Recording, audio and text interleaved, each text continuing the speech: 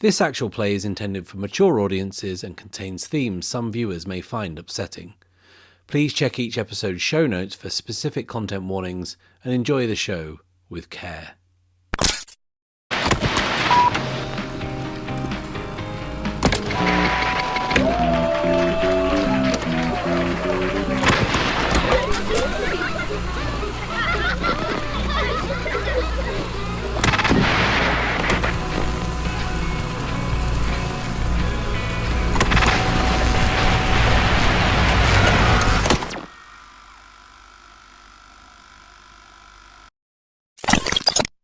We are back with public access on The Bad Spot, and we are starting with The Key of the Child.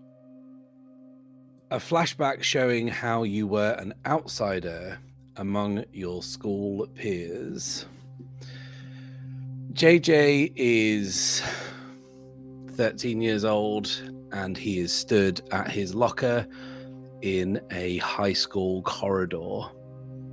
There are two boys the same age behind him, and he turns to them and says, "Now that's a great question."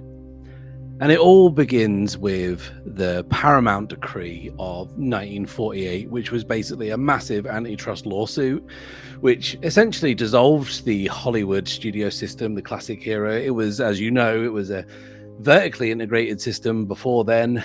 The studios owned the means of production and the means of exhibition, and it was a monopoly. So, you know, in a big antitrust case, it got broken up, and that sounded the death knell for the golden age of Hollywood. And then after that, in the 50s and 60s, those genre pictures, the big budget films that had been so reliable, your westerns, your prestige epics, your big budget musicals, they suddenly were falling flat with audiences who were kind of burned out on Vietnam and starting to lean towards anti-establishment, anti-authority narratives. And they found a voice and they found characters to relate to with kind of low budget films made in the 1960s, the end of that era, 67, 68, Bonnie and Clyde, Easy Rider, The Graduate.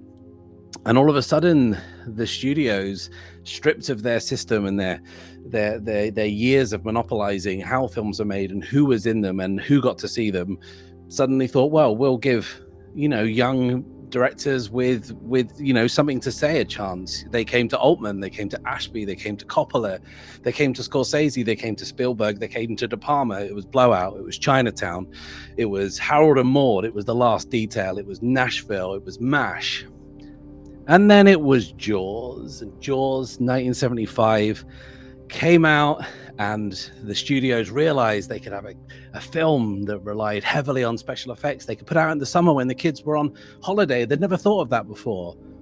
And they would go and see it once, they'd go and see it twice, they'd go and see it 3 times, and that's all they could talk about. The next year it was Star Wars, the same thing, and they realized they had a new business model. Make them expensive, put them out in the summer, market them to kids, spread the risk, diversify their portfolios, make merchandise, tie-ins, everything. Make it so films weren't a risk anymore. And at the same time, you've got films like New York, New York, you've got One from the Heart, you've got Sorcerer, these huge, big budget flops, personal pictures that lost so much money. And that sounded the death knell to creative filmmaking in Hollywood, as far as I'm concerned. And then we had the high concept era, the Bruckheimer era, the pitch of a film you could hold in your hand. Tom Cruise is a fighter pilot who has a crisis of confidence, and all it takes is the love of a good woman to see him right. Or Tom Cruise is a NASCAR driver who has a crisis of confidence, and all it takes is the love of a good woman to see him right. Tom Cruise is a cocktail barman who has a crisis of confidence, and all it takes is the love of a good woman to see him right. And then now we have Terminator 2, we have Jurassic Park, the effects movies are back, creativity is dead. And that... what was the question you asked me again? And one of the kids says, we just wanted to know if you'd seen Independence Day. And at that point, Joey knows that there should be a cut, because all the screenwriting manuals he's read say arrive late and leave early. But the kids continue. They say, "Hey kid, have you seen Independence Day?" And then Joey realizes they're not talking to him. They're talking through him. And they say, "Hey kid, have you seen Independence Day?" And they reach out for him to grab him by his collar. And Joey unspools. And he is suddenly incorporeal, a spectator in the scene. These two kids are honing in on another little nerd stood by what Joey thought was his locker. And they say to him, "Have you seen Independence Day?" And Joey has to watch what he thought was going to be his memory of being bullied for being a nerd, for being preoccupied with things that kids these days didn't care about. But instead, he doesn't recognize this high school. He doesn't recognize these bullies. And now he doesn't recognize this scene.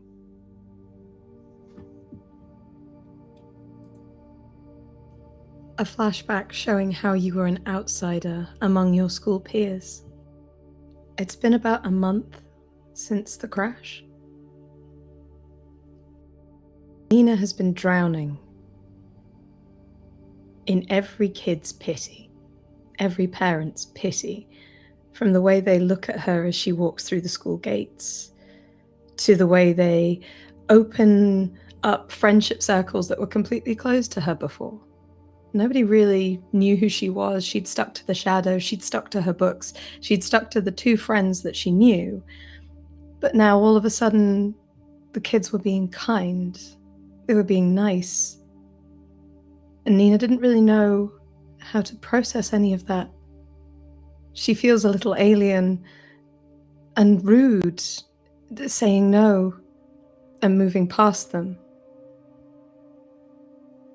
And maybe that's what triggers it. Because children are cruel. Children are so horrendously cruel. And it's the middle of the day, and the bell goes, and Nina can just hear noise all around her constantly, the chattering, the yammering. At least 3 times a day, someone will ask her if she's all right. But even though she's not, she doesn't answer them. And instead of taking her lunch in the canteen, she pulls out a little brown bag that has a PB&J in it and goes to the bathroom. And she has a stall that she's sort of automatically made a beeline for every single lunchtime. And someone's clearly noticed.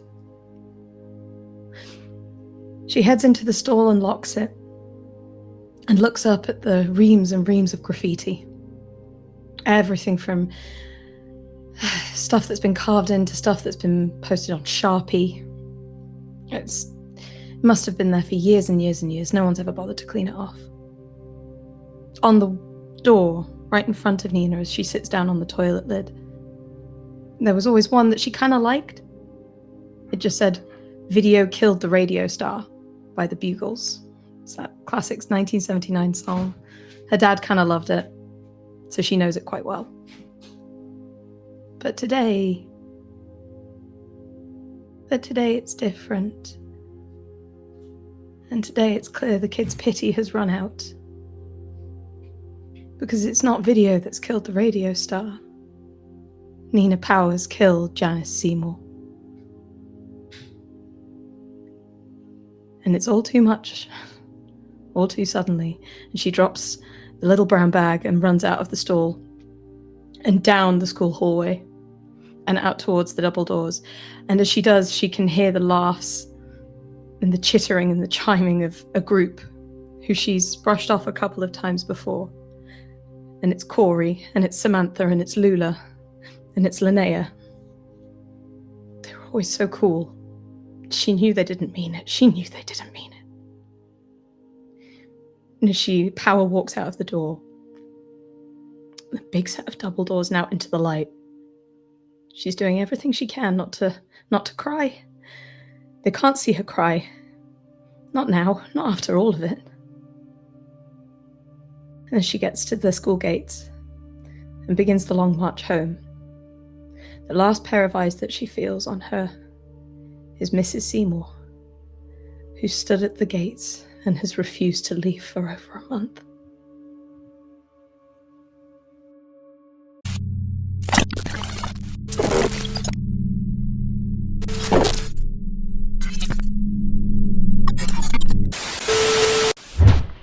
Leon and Nina, the two of you, along with Mal, were in White Spray to investigate the weirdness of the dream, and we'll talk more about that in a moment. Last night, a storm rolled in, and you took shelter in the abandoned tobacco shop along the main street. Mostly abandoned. There was another dog making its home in there. Dog with I can't remember the breed. I have to look that up real quick. A black Australian Shepherd with a little kerchief that says "A Very Good Girl" on it. The storm rolled in, and it was powerful. It blew all the windows out. It ripped the roof off of the building.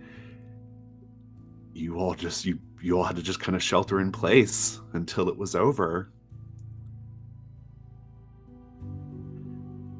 But it's early morning. The sun is shining. There's debris everywhere. Mal and this dog you found, they're very excited. They kind of love it. Like, now that the storm has passed, they're very into all of this newness and jumping around and playing. And let's talk about the dream. So you have two questions here, each representing two very different ways of approaching sort of like this mystery. You can try to figure out what is the true nature of the dream, this strange ice cream product that has unusual physical properties. That's a complexity 6. If you answer it correctly, you get to resolve the mystery by taking action that will neutralize the dream's power or otherwise make it safe. Alternatively, a very different approach is to learn what is W. Atlas Morgenstern's terrible secret. We know that the founder of La Fresca Foods basically went into hiding for years because of something he did or was something he was connected to, and now he's come back. And perhaps if we can figure out the answer to that question, you can confront Morgenstern with the truth and convince him to take the dream off the market. You currently have 4 clues available for this mystery. We know that Morgenstern funded an archaeology club at La Fresca High, and they spent some time in the Quiff dwellings near White Spray. We know that a reporter who back in the day was looking into Morgenstern was killed in a car crash. I have a clue here about the Bone White limited edition flavor. I actually don't remember the context of that clue, so if somebody can inform me of it, that would be terrific. And then, perhaps most interestingly, we know that the factory that he's built in the hills of White Spray is a facade. They have all the machinery, but none of it's been turned on. So that begs the question, where is the dream coming from? I also have to give a clue to you, Nina, for your move, which is the truth is out there. Do you want to define it for yourself, or would you like me to give it to you? I would love you to, please. That'd be great. Fantastic. And I think the context for the limited edition flavor that came from I was in the episode where we met someone. It was a random person that was walking, that was carrying, and yes. Nina defined it as being a Bone White limited edition flavor. That was a specific flavor, yeah. Fantastic. I don't know if this can be categorized as a clue that someone's just left for you here necessarily, Nina, but I will say that this smoke shop had a bunch of old photographs on the wall, scenes from White Spray back in the day. The thing that we know about White Spray is in its heyday, particularly during the golden age of Hollywood, it was like a little resort town for stars who wanted to get away from Los Angeles, right? And so there's lots of pictures of that time, But there's also pictures of just locals and other, notorious people, I would say. And one of the pictures that happens to be on the ground, blown off the wall, kind of next to you as you sort of like, kind of crawl out of the shelter that you made for yourself during the storm. There's a picture that shows W. Atlas Morgenstern with another man. And they are jointly cutting a ribbon to the old La Fresca Foods factory from like the 60s. And so the clue there is that he had a partner. I like the idea that sort of Nina picks this up in the sort of morning light and shows it to Leon. Nobody's mentioned a partner so far. I assume Morgenstern was acting on his own. That's what I thought. Maybe he doesn't have a partner anymore. But he used to. But surely he would have been there when they opened the archaeology club. Right? Like, everything so far has just been Morgenstern's name. There's been nothing mentioning him. Maybe we missed it. Maybe it's in the yearbook, and Nina pulls out the 1997 yearbook that they have. I feel a sense of dread. Undefinable dread creeps up under your skin. Oops. And she's going to look for the archaeology club sort of page or listings just to see if she's missed a name attached to Morgenstern's. No, good. You can be doing that. While that's happening, you both hear a sort of like a outside, and there's a huge black muscle car just gliding down the thoroughfare in white spray. The sun, it's so black, it's sort of like absorbing the sun, And the car stops in front of the blown open entrance of this wrecked building. And someone gets out.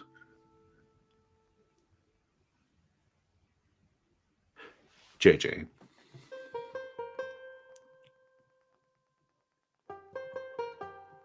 Let's talk about the first 10 years in the Chromatic Desert, shall we?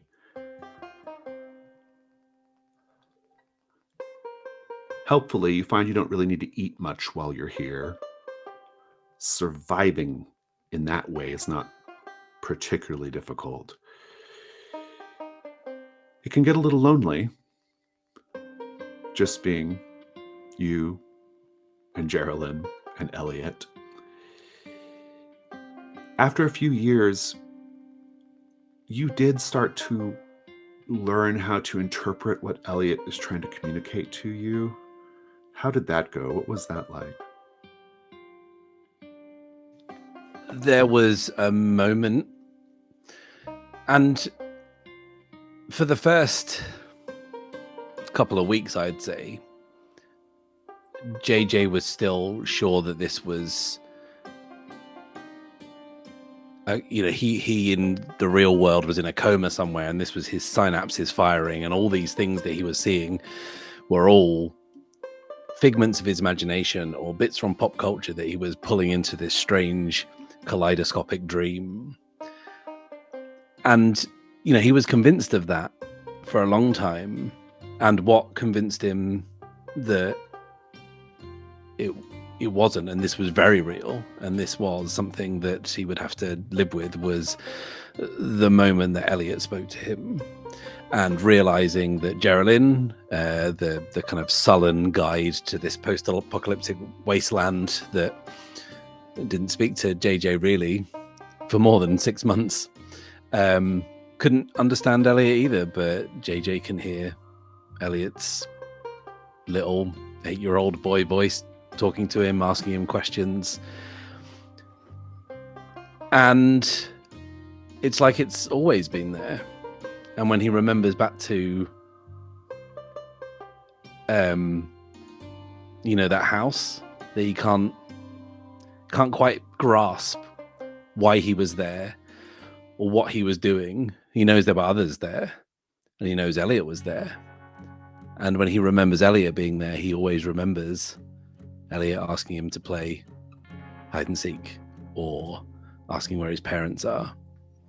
And there was a moment in this place, whatever it is, where he looked over to Elliot as they were both following Geraldine, and Elliot was just copying JJ's movements. Every time JJ stopped and wiped his brow in the sun, Elliot did likewise, but in a kind of quite exaggerated gesture. And even then, JJ was thinking, I've seen this in a movie. This is Paris, Texas. I've seen this. Like, I get it. I see what the person directing this film is trying to tell me. There's a generational disconnect. But then he hears the kid's voice saying, this isn't a movie. And then JJ's like, can this kid hear me? And Elliot's like, yeah, I can hear you. I've always heard you.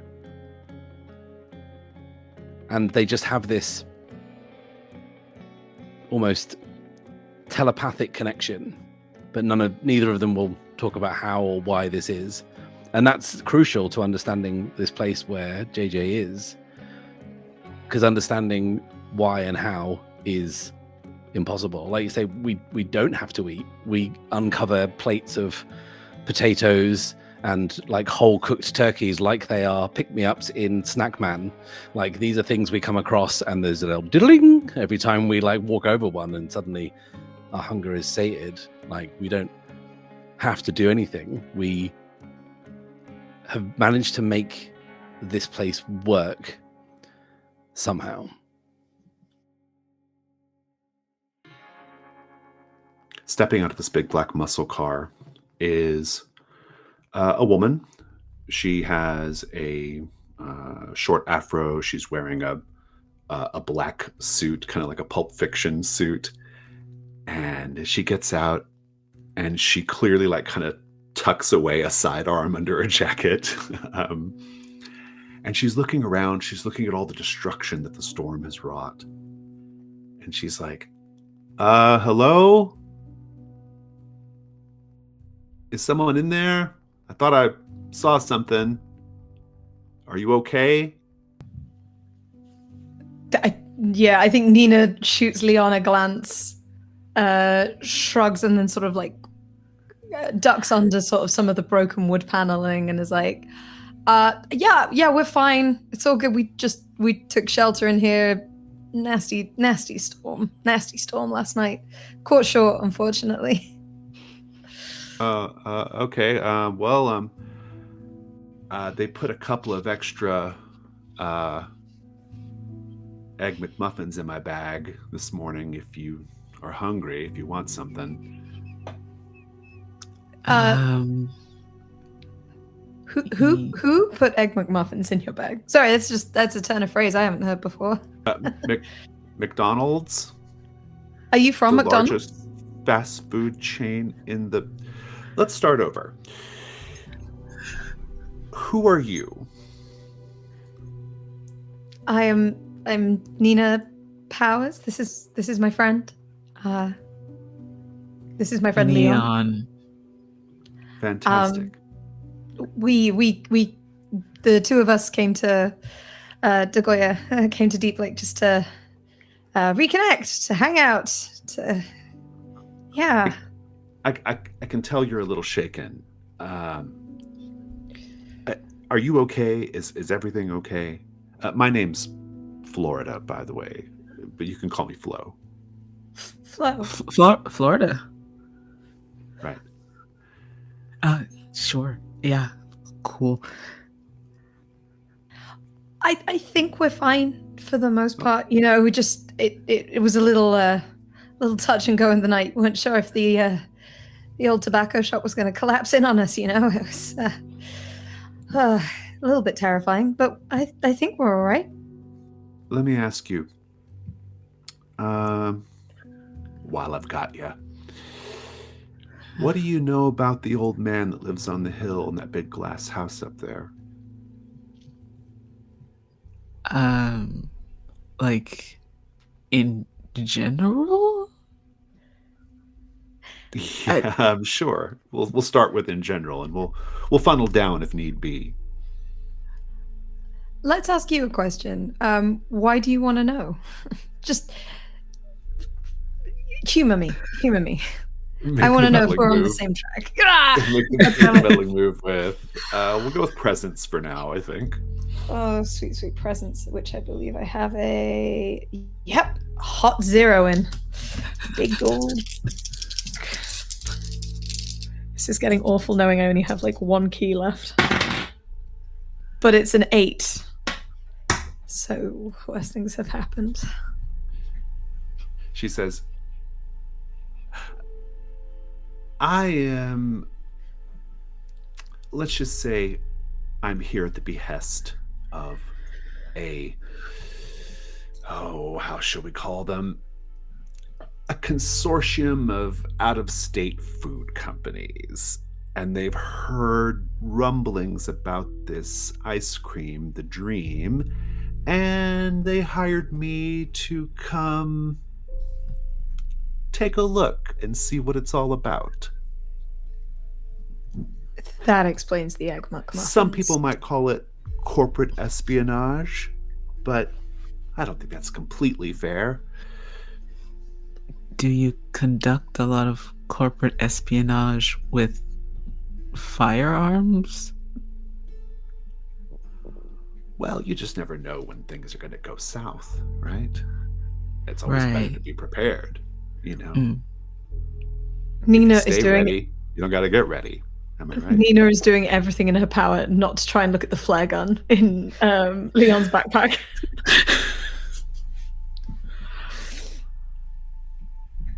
So, again, you could be helping me out, and it seems like maybe we'd be helping each other out if you tell me what you know about Mr. Morgenstern.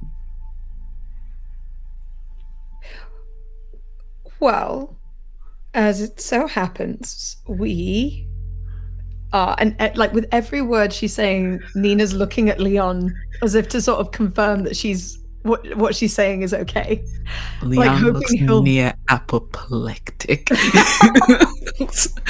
He's gonna have an aneurysm. So, the old guy, Morgenstern, owner of La Fresca Food Company, had a partner. You wouldn't by chance know the name of his partner at any point, would you? She pulls out a little, kind of like one of those little small spiral notebooks, you know, kind of flips it open. And she says, that would be Mr. Gabby Revell, co-founder of La Fresca Foods back in the early 60s, and who went missing under strange circumstances. How long ago? That is not as clear. It was definitely before whatever caused Mr. Morgenstern to go underground for a while. Basically for all of the 90s. Now that is interesting.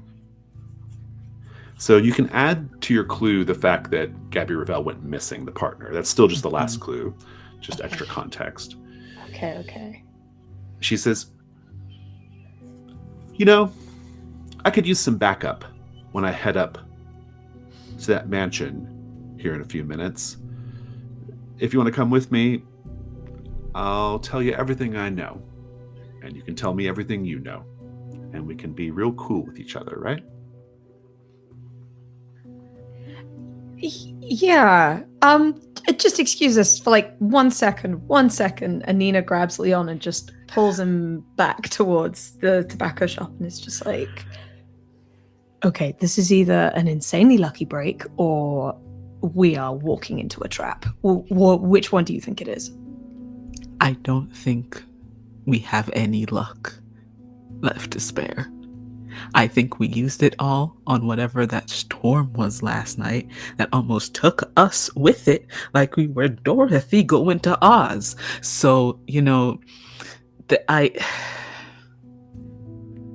don't know. I keep thinking about the Egg McMuffin, though. I'm so hungry. I Okay. think we're kind of at a loss here. I thought this would be, after the storm, I thought this would be a dead end, but this, I mean, it's dangerous, but what have we got left to lose? This is a hidden pathway. This is like an extra. I think we should go for it. And I'm just thinking about if we get up there and Morgenstern is less than friendly, what Flo is gonna do potentially. I imagine and what it's that might got something to do with the gun on it. Yeah, but like, that's what I'm afraid of, Nina. well, as long as, yeah, but don't you want to know where it came from? Don't you want to know what all of this has been about? If I didn't, I wouldn't still be here. I would have left when the first dead body showed up. I know the Attafoy in the trunk. Was it Bard in the trunk? My memory's all kind of hazy. Anyway, look. Okay, this is it. This is the last one. Okay, we do this, and then we leave Deep Lake and we never come back. But we figured this out. This is the last thing we do here. If I make you that promise, will you come with us? I wasn't gonna leave you anyway. I know, but I kind of want you to want to go, and it's harder for that to be a thing when...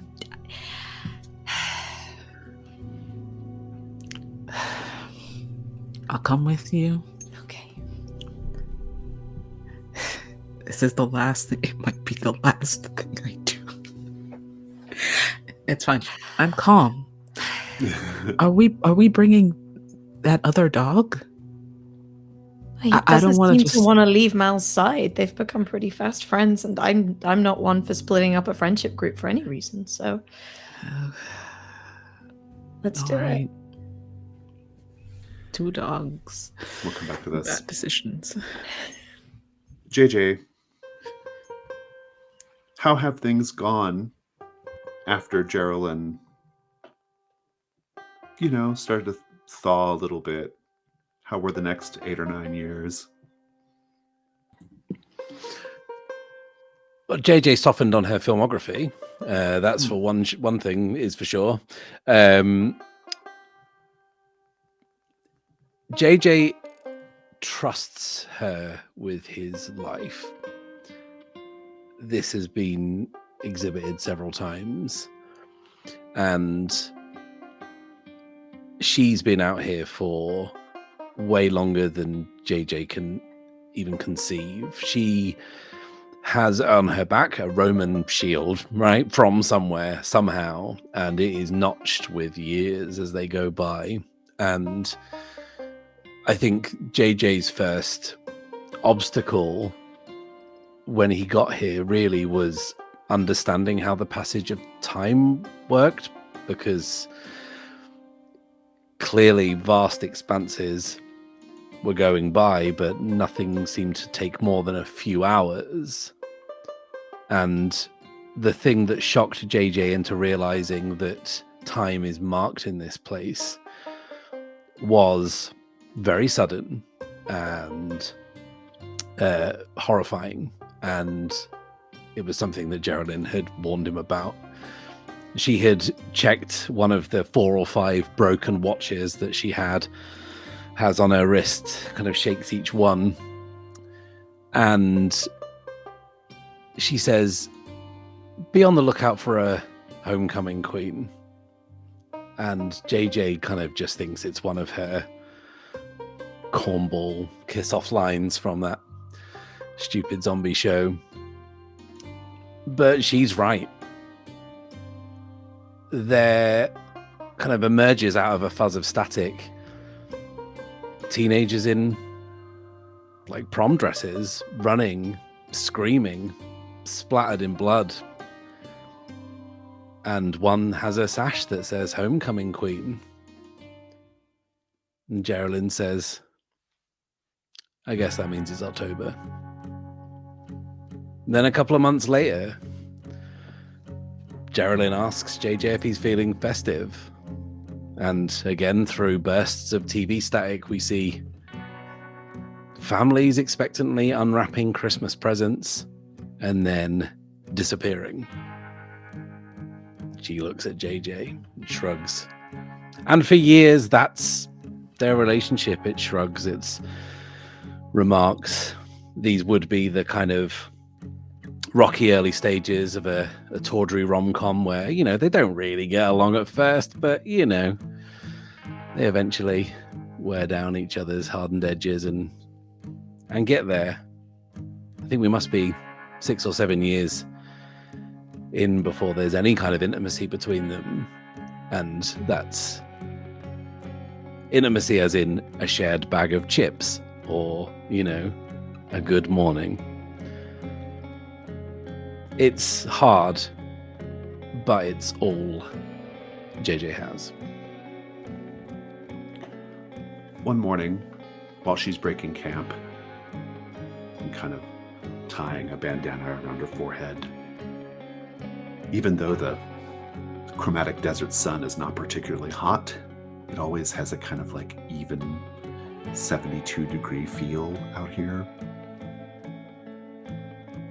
She's gathering her stuff and she says, "Come look what I found."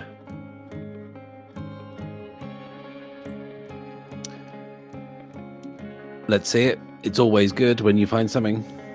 She leads the two of you down a little path to a valley, down a couple of switchbacks.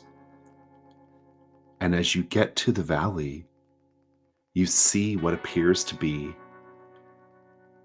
like an old-timey, Old West spaghetti Western movie set with towns, but they're just facades, you know? You see people milling around. And on the main street of this like old-timey town, you see this big black muscle car. And you see the two people you remember as Nina and Leon getting into the car, or talking to at least a woman who's you don't recognize, who's standing next to it. And there are crew members and cameras and boom mics and all kinds of stuff around.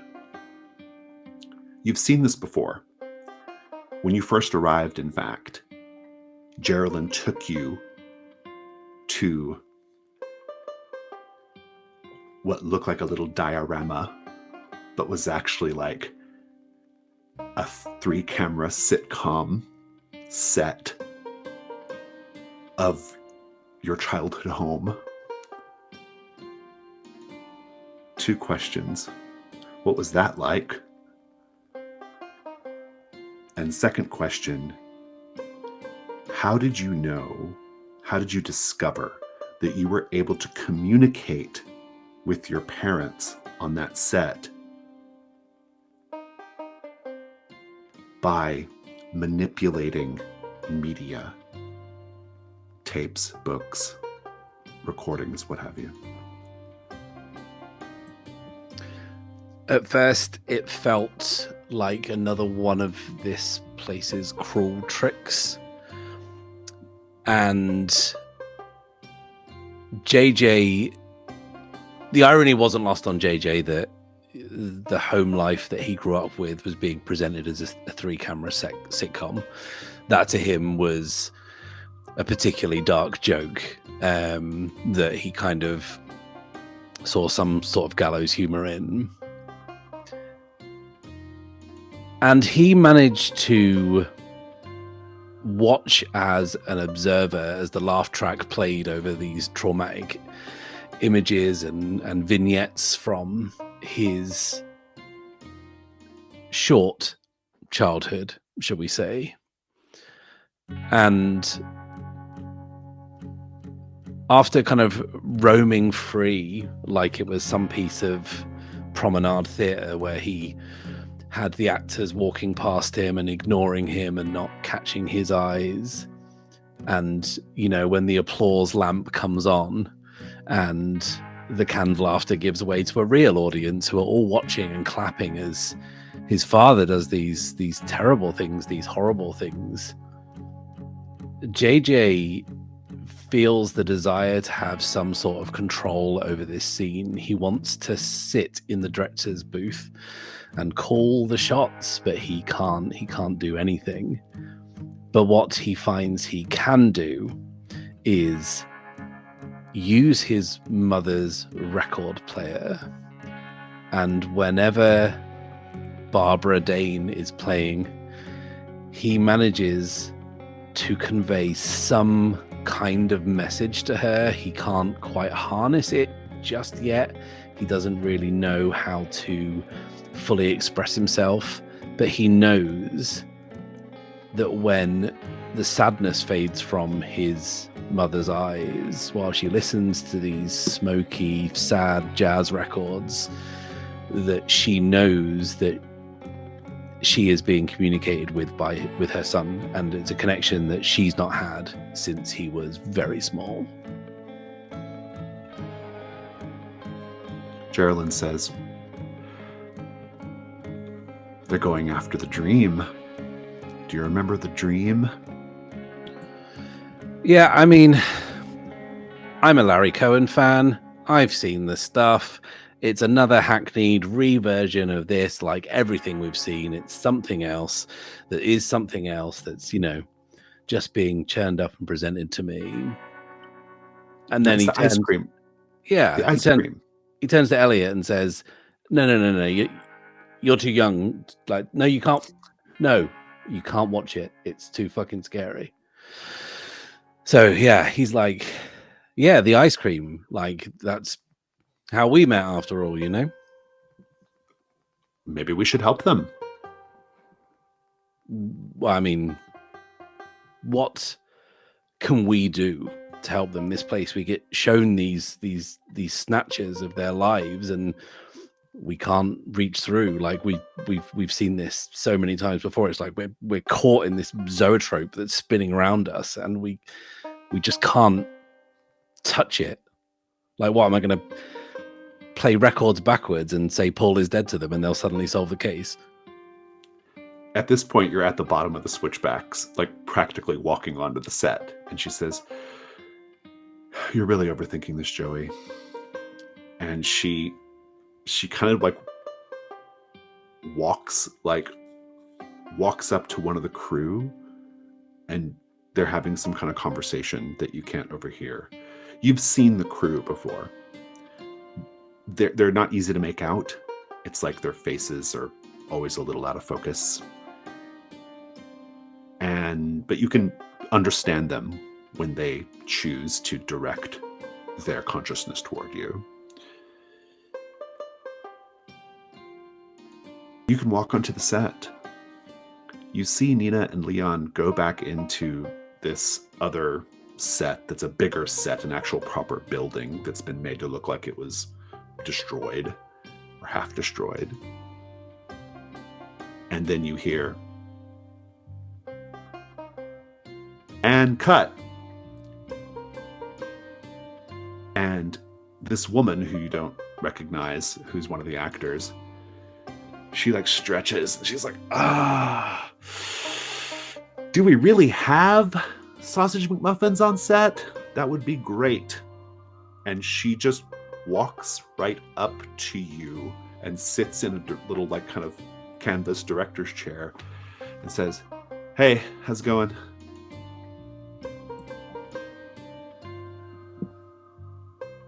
Yeah. You're not part of catering, are you? That would be amazing.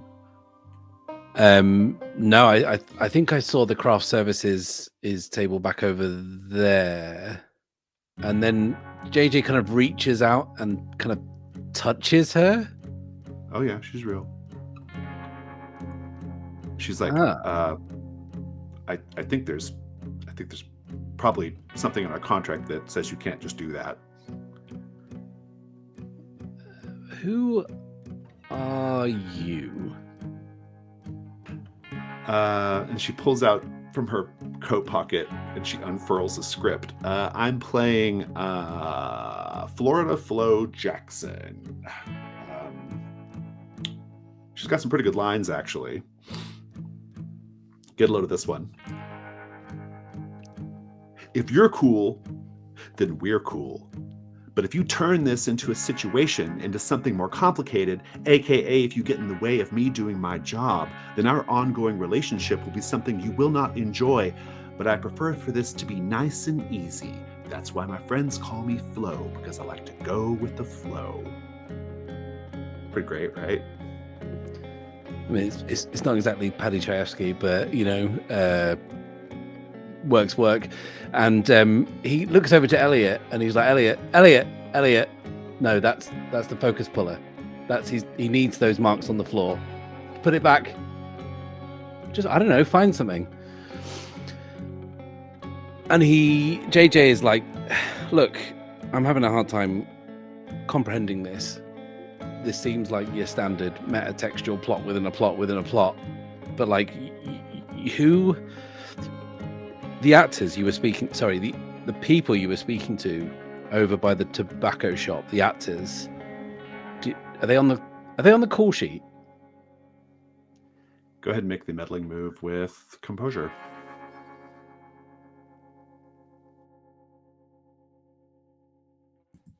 That is a 10. Nice. What's happening?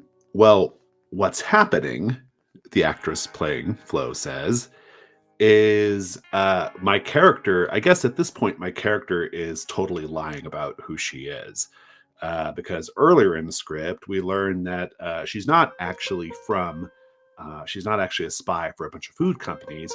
She actually is looks like she works for the military, and that she's from Roswell, from Area 51. And that's your clue. Now, you have the ability to... So the clue is a clue, but it is not a clue that's usable, JJ, until you find a way to convey it to the group using a piece of media in their environment. You can kind of always be where they're at to do that. So be thinking on how you're going to eventually convey that to them. I have a question. It's been something I've been meaning to ask you for weeks, but now it seems to be the pertinent time. JJ never existed, right, to these people? To them, yeah. Can my mixtapes I made them still exist? Sure, yeah. That'd be interesting, fun. In which case, Nina has a mixtape that I gave them. And Leon, if you'd just let me quickly paste it into Discord, you find one jammed in your car stereo. How are you going to make sure they listen to it, though? Oh, you just put it in there? Or do you put it into the black muscle car that they're going to be getting in? Yeah, we'll say it's in there, yeah. Yeah, because you don't have Leon's car anymore. Is that right? No, it's in a ditch. Yeah. Oh, that's awesome. Okay, yeah, we'll have it in somewhere in the Boots 16 CD changer that rotates around. There is an unmarked CDR that I've made. Well, let's fast forward a little bit then. Let's say eventually Leon and Nina and the dogs kind of like pile into Flo's car, and they're getting ready. They're kind of getting ready to drive up the hill. When Flo goes to press play, what do they all hear? That could be a bit of a problem, right? Well, so JJ, yeah, like what do they hear when I can see Matt's mind like spinning with I completely like that CD. Song titles. Yeah. It's like what works, what's important. Be thinking on it. Let's continue. So yeah, I do actually still owe you a clue from her, right? She gave you some extra context on Gabby Revell, and the complication is you have to go with her up, in her investigations. On the drive up, she'll explain to you she's actually heard rumors of bizarre experiments being conducted in the basement of Morgenstern's mansion. Maybe that has something to do with the creation of this strange ice cream product. Maybe there's something else going on. It's a little unclear. But she needs to get into that basement, or she needs someone to get into that basement, because she also needs to go further up the hill so she can check out the actual factory, which is up there. And so before you can arrive at the mansion proper, as you get about halfway up the hill, she stops the car and says, "All right, well, this is where we have to make a decision. We got to make a game plan. Who's going to try to intercept Mr. Morgenstern in his mansion and possibly get inside that basement, and who's going up to the factory?"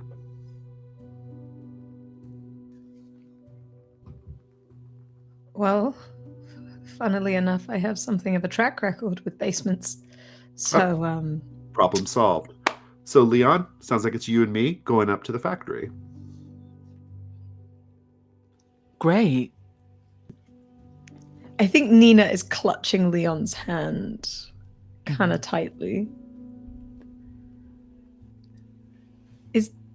There's no way for all three of us to go see Morgenstern and then go up to the factory, is there? Or does it have to be a... She's like, "I'm afraid not. I don't think that's in the script for us today. All right." In which case, can I have your gun? No, you can't have my gun. Are you even licensed to carry a gun? I wasn't talking to you. And she looks at Leon.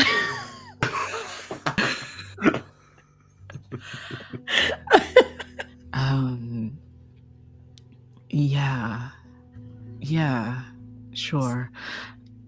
And Leon will take the backpack. He seems a little distracted. He takes the backpack off, and hands you the flare gun. Do you want to maybe take what's your name? You don't know that. Yeah. Do I remember the dog's name? I feel like... No. She just has a kerchief that says "a very good girl." A very good girl. She looks like a Joey to me. Can we call her Joey? Sure. Malcolm and Joey. Yeah. You should walk up and just say that your car broke down or something, and if you can use his phone, that works all the time. It's a classic. Well then, Look, do you want to, Nina, would you feel better if I can do the basement? I can do this on my own. I can. Trust me. I can do this on my own. It's not trusting you I'm worried about.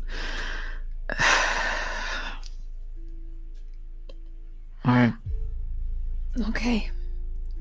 And I think as Nina turns to get out of the car, her elbow maybe hits like the dash and hits the CD player, and maybe something goes off, and that's the moment when maybe we get a jumble of songs come through, one concurrently after the other.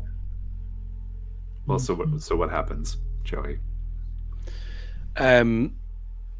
There's a kind of a clunking as the CDs change in one of those.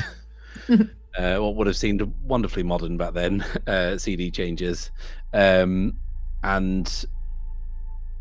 a track that you recognize, whether you know the Junior Marvin original or this version, which is by the Clash, is Police and Thieves, and JJ is trying to signal to you that this person who's taking you up there is not who she says she is. And Police and Thieves on the streets frightening the nation with their guns and ammunition is still just playing on a loop, like it's stuck and just going round and round and round and round. And it seems to be making Flo kind of nervous, I would say. Fantastic. Geraldine comes up to you at one point, JJ. This is after the scene has moved on and the camera crew's kind of moving up the hill. She says, I think I got a line on somebody who can help us. You've got a line on someone, like they can see you as well? No. It's someone who's here, like we are. An old friend, in fact. Okay. That makes me nervous. Why does it make you nervous? I didn't feel like in my short time in Dogoya County, either as a child or now, I made a good deal of friends. The people I ran into as an adult on return generally tried to kill me, chase me, murder me, throw me off a Ferris wheel, that kind of stuff. Not her. And she takes you, and the way time works is you are there. It feels like you've been walking for hours, but also you're just there. You're walking up a slight ascent, a patch of sort of almost like iridescent sand covering the ground as you make your way to what looks like a large, not large, but like a little, like kind of like almost like a mud hut structure, right? But it's made out of this sort of like kind of like pink silt that is all over this place.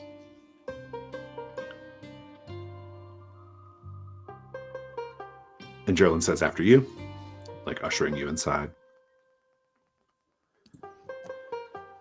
I think that JJ pauses, but then he goes in as Elliot just kind of runs in, and JJ chases him in behind. Inside, you see an older woman wrapped in a blanket, sitting in the center of this little dwelling. And all around her in this little dwelling, there are little niches in the walls. And resting inside each niche is a shriveled, desiccated corpse. And there's about half a dozen of them all around her. And she's a little older, and of course the sort of dust and kind of like the sort of like transformative nature of this place, we'll say, makes her look a little different. But as your eyes adjust to the light, you can see that it's Deputy Del Toro. Let's paint the scene. What about this dwelling makes it seem like Deputy Del Toro has been living here for at least 20 or 30 years? The floors of this little hollow that she's carved out for herself in the desert have a series of clearly marked tracks around that sort of show where she would maybe move from one counter to the chair to the bed. And they don't deviate. It's as if she has been stuck here for 20 to 30 years, going from the counter to the chair to the bed. The clothing that she has on is not entirely dissimilar to Geraldine's, but it's not the same. it has the wear of someone who has not been out to let the sand graze them, but the wear of someone who has picked and fiddled and shredded and torn with anxious hands. And in a corner, you can see clothing that you remember her having. And that is in tatters and shreds far worse than these. I think there is in the corner what appears to be like some nested tables or something, and they've got like a vase or another little tiny ornament on them or something. And if you go and look at it, you realize that the top of it is a page of a calendar that you tear away. And then as you kind of rub your thumb across the length of this thing, you realize that she has actually made calendars with like candle black on soot and crossed them off and torn them away and piled them up, and now they're so high it's become furniture.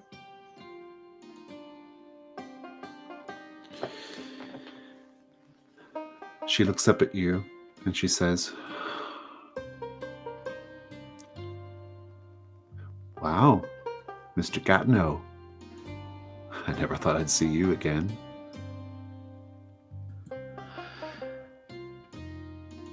Now, remind me, when was it that you last saw me? Oh, I remember that day very well. I dropped you and your friend off at Thomasina's place in Whitespray. You had received a text message from your friend, and I was getting ready to get out to follow you in when Dolores Rodenbecker walked up to the truck. And after that, I found myself here.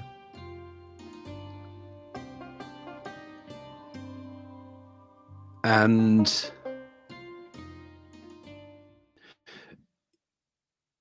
you've made no attempt to leave this dwelling, this sod house, this hovel in all that time? It doesn't look like you've tried to escape.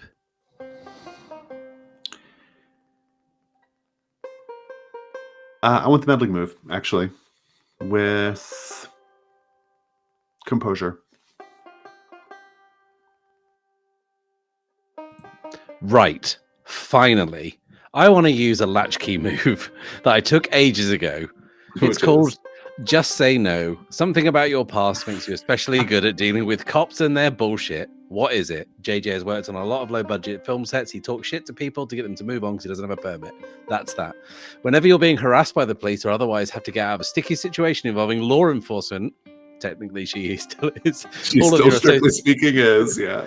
All of your associated die rolls are taken with advantage. Okay. Let's have it. Still only an 8. She says, "Well, as long as you're inside, she can't see you." We'll come back to this.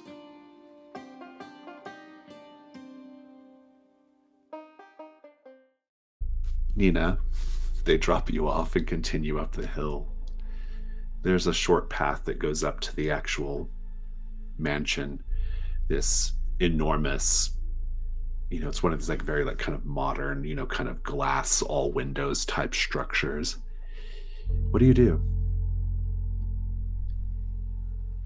I think even though it's bright out, it's the morning, Nina pulls the flashlight out from her bag, just holds it down by her side.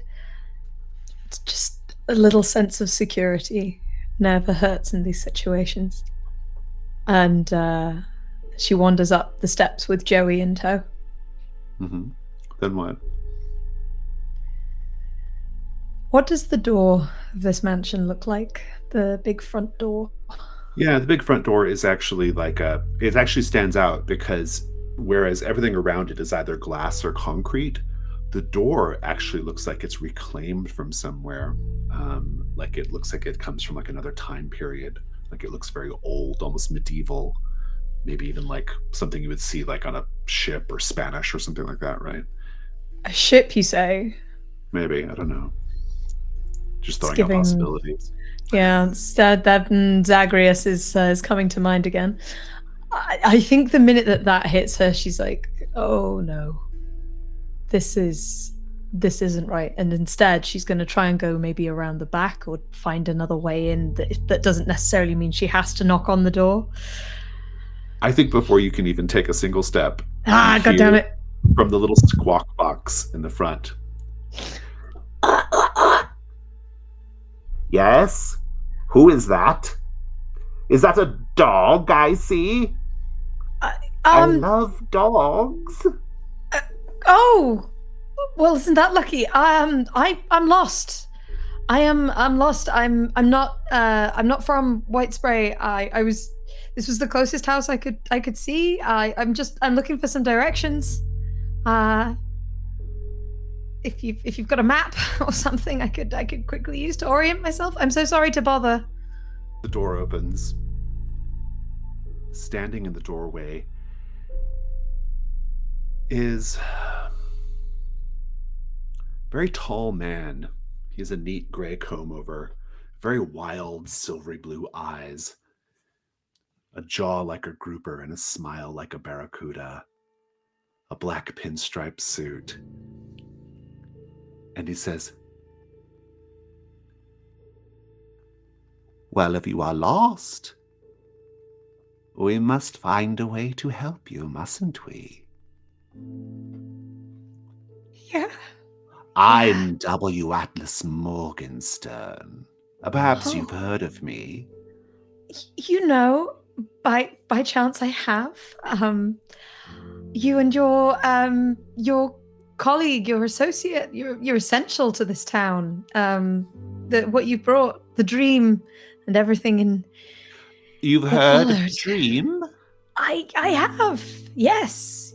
I've got a friend who's Have a you who's a tasted it yet? Not me personally. I'm lactose intolerant, so I no ice cream. Can't do it. Well, all in due time. Come in. Thank you. And Nina follows in. As you step inside this mansion, which is, like I said, it's all windows. You can kind of like see out, see the, the mountainside, the trees, the town down below. Let's paint the scene. Well, let me tell you more about the house. The furniture is all very like mid-century modern, but kind of combined with like Santa Fe or Southwest style decor, right? Lots of turquoise, lots of pottery, that kind of thing. Very well lit, very spacious. Everyone, in what ways is this house a shrine dedicated to W. Atlas Morgenstern's greatness? I think there is an actually very possible neoclassical recreation, a huge painting of David and Goliath has been felled, and the David with the sling in his hand looks an awful lot like Mr. Morgenstern. I think in the foyer, lit by all these many windows so that not a shadow falls upon it, is a great sculpture. A gigantic, larger than life-sized replica of Morgenstern stood very proudly, his hands on like a staff, a top hat on his head, this sort of Gilded Age era version of him, looking incredibly proud. But the sculpture itself is made of white marble, or we think it's white marble, but it appears to be dripping ever so slightly. There is a grand tapestry that winds up several floors, and it depicts W. Atlas Morgenstern at every stage of his life, from birth to the first time he rode a bicycle, to the first time he won a prize at school, to the first time he punched his teacher in the nose. Everything significant or insignificant winds on this tapestry, and it keeps going. And the ends are unfinished because it will not stop growing until that man is dead.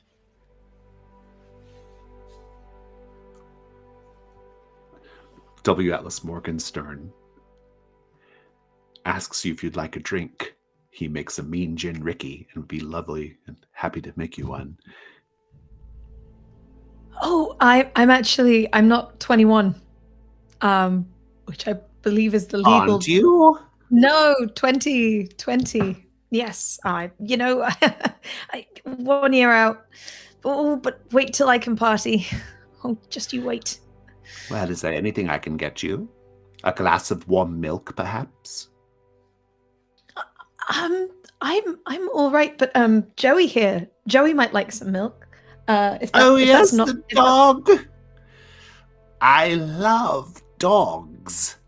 That's so good to hear. Come here, sweet pooch. Come here.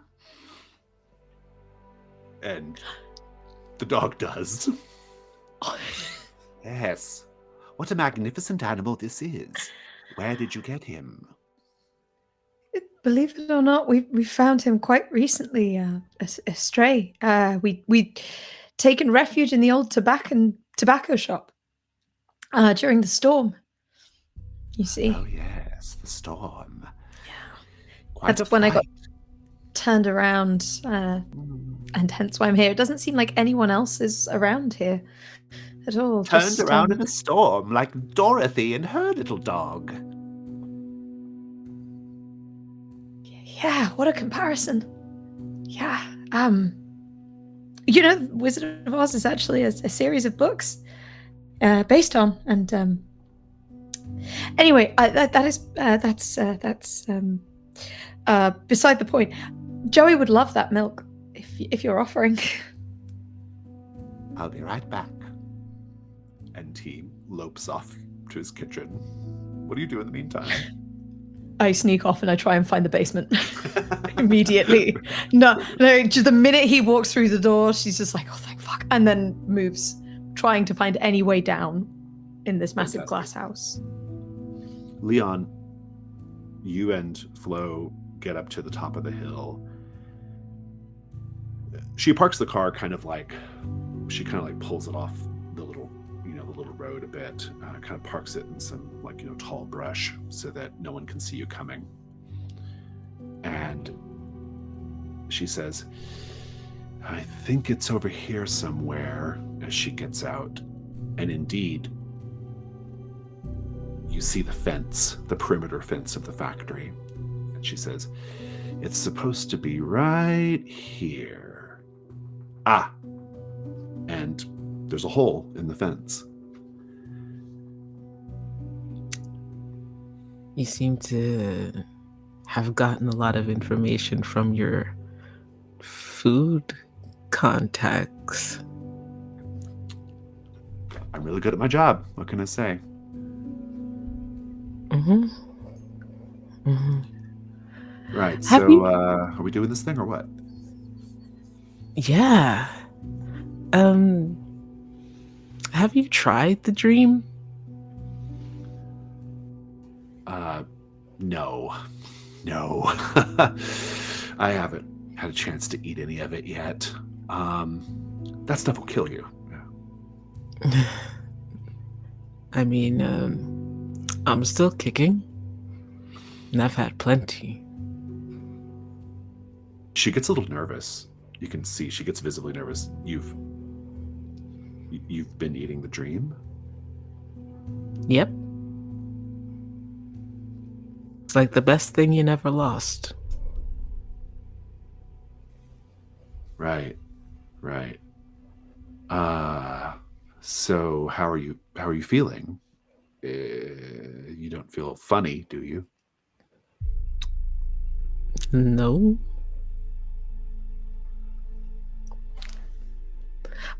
We had I know what you're thinking about. There was this group of people that were just wild and out over the thought of some ice cream. I'm fine. She kind of like walks up to you and she starts looking at your tear ducts and checking your ears to see if anything's Okay, leaking out. too much contact. I just want to make sure that everything is cool. Are you cool right now, Leon?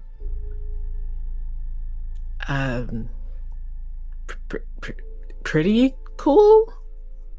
Because if you're cool, then we're cool.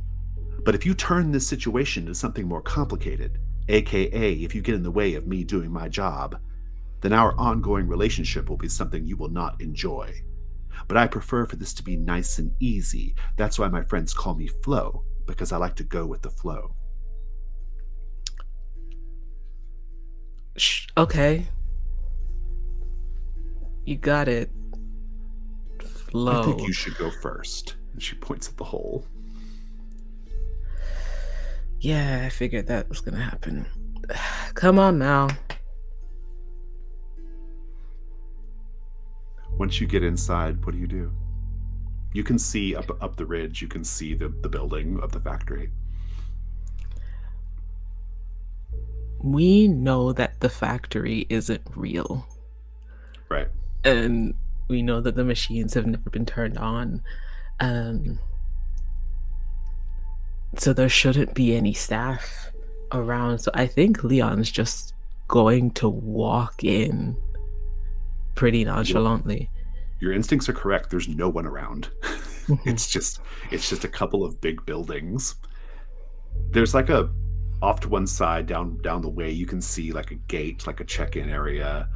You can see, it looks like if a helicopter flew over, it would look like a facility, but there is no one around. What do?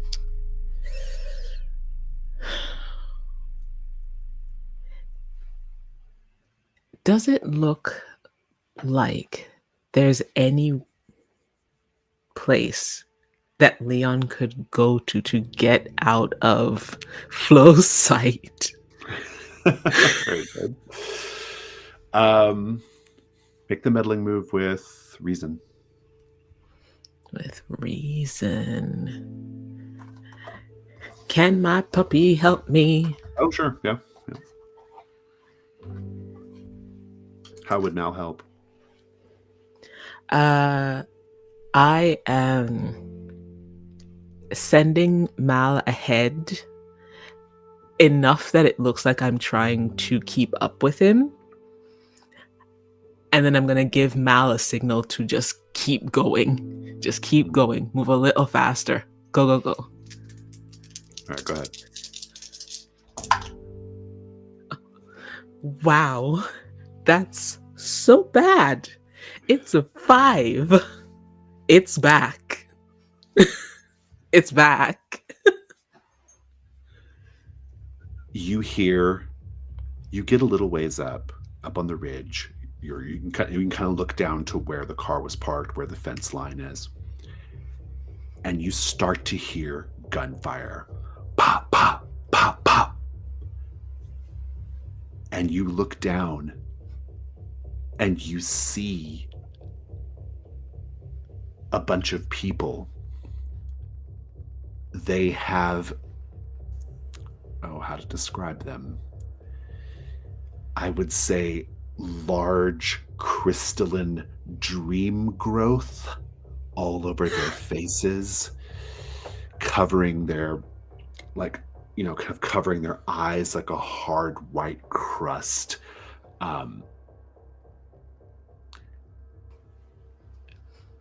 Stuff is ripping through their skin. It's dribbling down.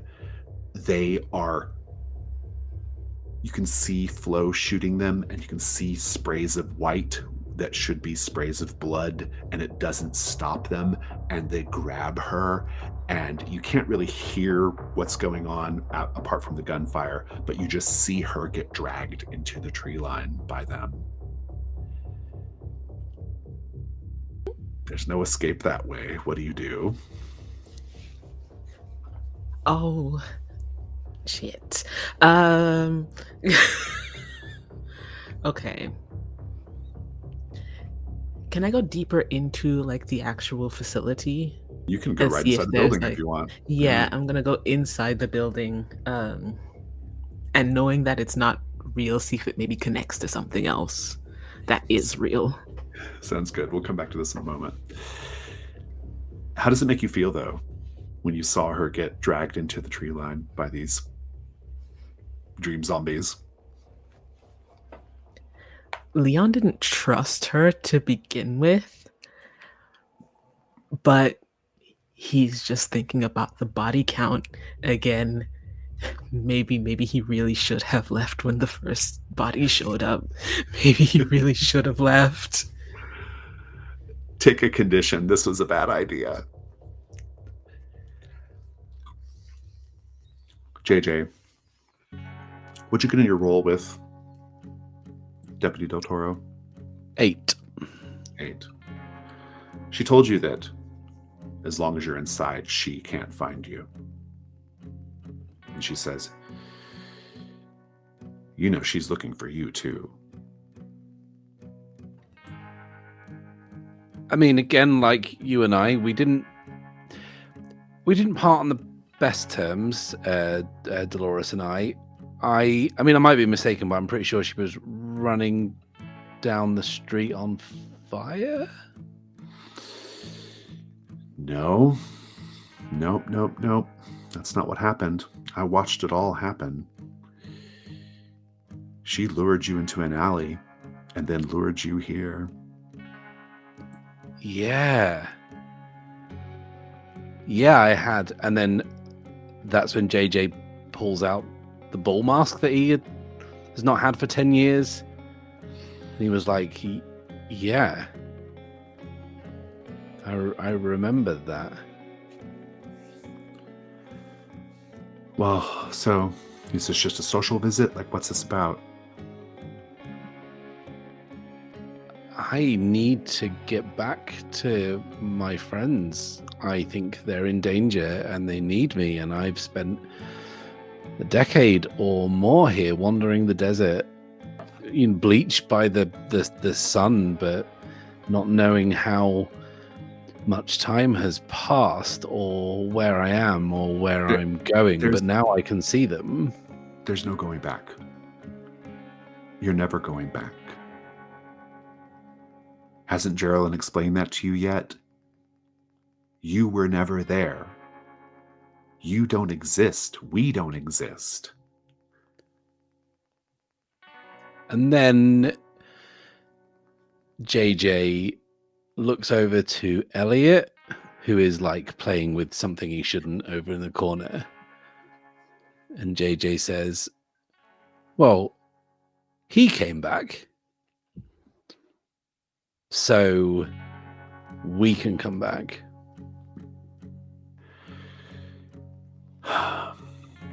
So you're friends.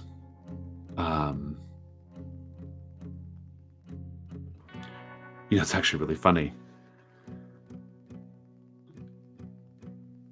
Before all of this happened, I was going to tell you guys. I've been kind of looking into the situation with Morgenstern in the dream. After that big outburst at the grocery store, I had to kind of figure out what was going on. I didn't have a lot of time, but did you know that he made his money, his family made their money in oil? I mean, that was their real business. Nothing surprises me about these rich assholes. So being some kind of dreadful oil baron is no surprise to me. Right, but why does an oil baron start a food company? And why does he show up after having disappeared for 20 years, shows up with this new strange product which seems to be driving people crazy? Well, it's an opium for the masses, isn't it? I didn't taste any of it, but I mean, my friend seemed to leak it out of his eyes at some point, and I feel like that's a bad shake. So I'd really like to try, if I can, to warn them or in some way reach them. And I feel like, no offense, and I love what you've done with the place, but like this feels like a real dead end to me. She says, "Oh, you're not enjoying our company?" Looking around to all the little dead bodies in the niches. And Elliot's playing with one, and I'm like, you can't. No, you just put it back. And JJ's like, well, it's not my preferred choice of like kind of decor, but we've all got to get to Tuesday somehow, and if this is how you do it, then more power to you. But I think I'm going to be better off trying my luck elsewhere. All right. Well, if you ever do manage to find your way back, maybe you'll come get me and the old timers. There's more of you? Oh no, these are the old timers. Oh, the old timers. They didn't last long when they got here, sadly. Yeah, I'll be right back for you. Don't worry about it. As soon as you step outside, how can you tell you're being watched? There is not much wind here, but whenever it does go by, it seems to howl. And I think that, which is weird because it doesn't seem strong enough to make some kind of disturbance noise-wise. But as a kind of a dust devil picks up somewhere in the distance, and I hear the cry of the wind going past my ear, there's just the faintest hint of a show tune mixed in there as well. We shall have to think of what the song is. Nina, there's no obvious place where a basement should be here, except because of all the glass windows all around. You can see outside pretty easily. You know what's out front, but out back, you see what appears to be like a small, like a little small structure, kind of like a little outbuilding, like it looks like like a building where you'd put like a swimming pool pump or something like that in, like a shed. What do you do? I think Nina is going to try and slip out, but leave Joey in the house and just be like, I'm just going to use your bathroom, and then out of the door and towards the swimming pump, as if, she intends to come back. You could just go right into the little shed. It's not locked or anything. She turns on the flashlight and goes in. Did you left Joey in the house, right? I left Joey in the house. Okay. Inside there's not much. The building appears to be just a structure to hide a hatch in the floor. All right. Okay. Florida was right. Okay. All right. It's a day move to go into the hatch. What are you afraid is going to happen right now?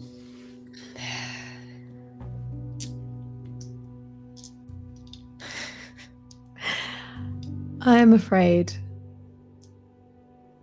that the minute I open this hatch and the minute I start to go down, the rungs are going to have been rusted and rotted, having been there for so very long.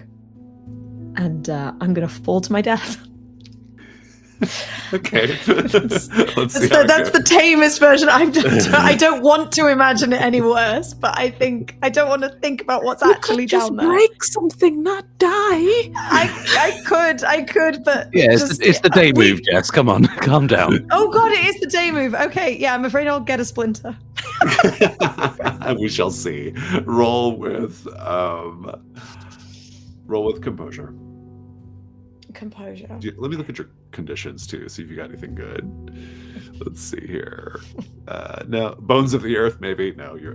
It's okay. I'm not gonna hit you with that, even though you're going into the earth. Okay. Yeah, that's what I was afraid of. Day moves, night moves. It's a 9 plus 2, 11. Okay. Cool. Normally, I would let you narrate what you do, but there's really nothing to narrate except you're just going down the hatch. And so, do you close it up behind you, though? I'll close the door to the shed, but I'll leave the hatch open. Okay, very good. Yeah. When you get to the landing at the bottom, it doesn't go down very far, maybe like 20 feet. It's dark down there. What do you do? I turn on the flashlight.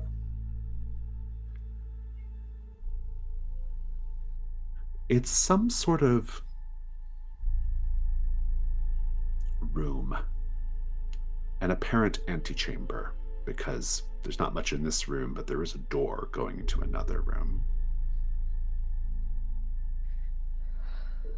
Well, if there's anything Nina's learned, it's that the tunnels connect everything, and everything underground is connected in Deep Lake, and so she, moves towards that door and heads through. Leon, as you were led to believe,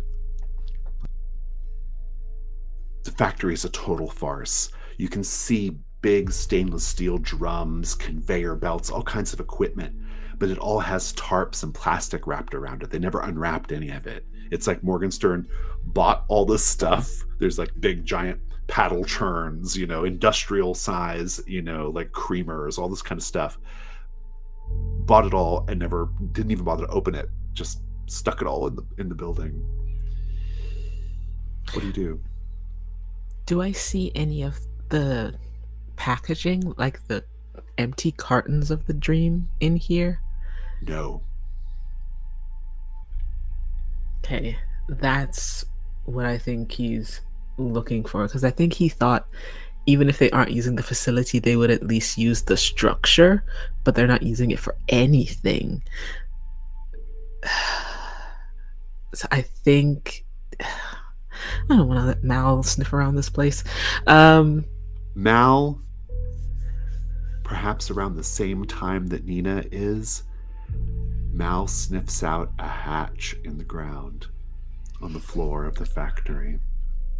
Tight. Yeah. Leon is going to hear that distant churning of the crowd outside doing who knows what with Flo. And the big man did say I would eventually. I hate it in this fucking place. And he's gonna lift the hatch open. It's a day move. What are you afraid is gonna happen if you lose your nerve, or if this just otherwise goes sideways? I'm afraid that when I get down there, I'm going to encounter something akin to that creature that we saw in Rodenbecker House's kin. Immediately. We shall see. We shall see. Go ahead and roll with composure. Composure. This was a bad idea, also. Mm-hmm. Yeah. So roll at disadvantage, please. Disadvantage. Honestly, do you even need to give it to me at this point?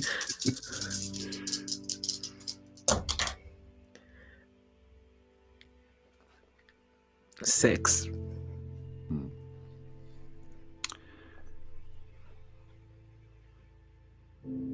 I'm gonna take a variation of your what you're afraid of. I think before you can even get the hatch open, while you're still like kind of, maybe the latch is kind of stuck. It's not locked, but it's maybe kind of rusted or something. You start to hear Mal give a low growl. There's all kinds of equipment, crates. It's almost like a labyrinth of industrial equipment inside this building. And you hear that something is in the building with you.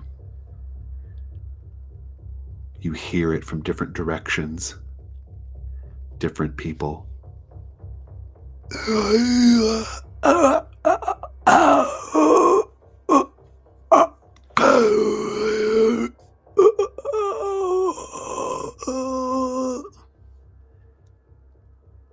And then they start to converge upon your position.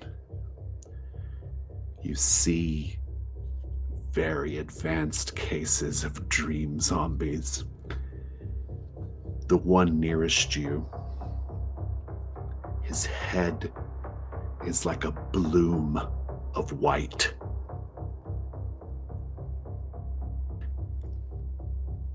His face covered all the way to the upper lip with a hard incrustation.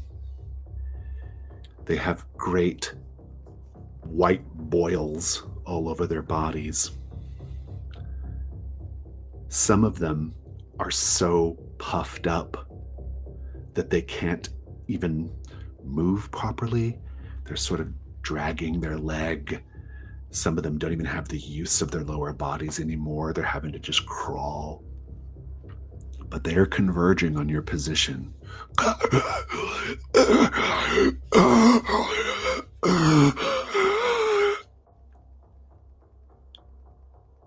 Let's take a 5-minute break.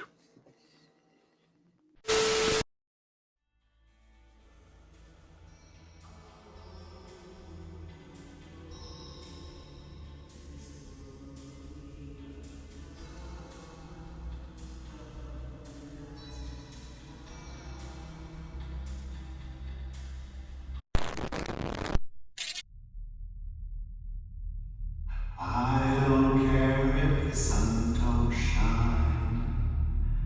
I get my loving in the evening time. JJ, as you step outside the hut, the early morning desert sun turns into late night.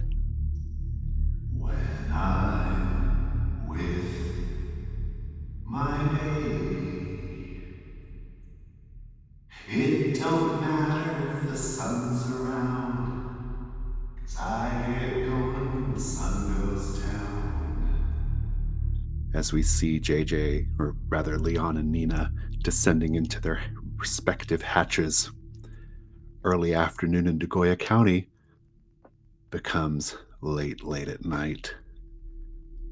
When I'm with my baby. Except you're not descending, are you, Leon? Because you have dream zombies crawling all around you.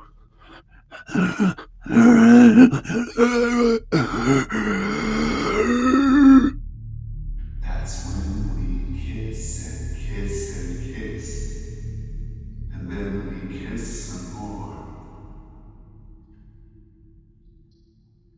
No matter how many times we kiss at a time like this, who keeps score? The night phase.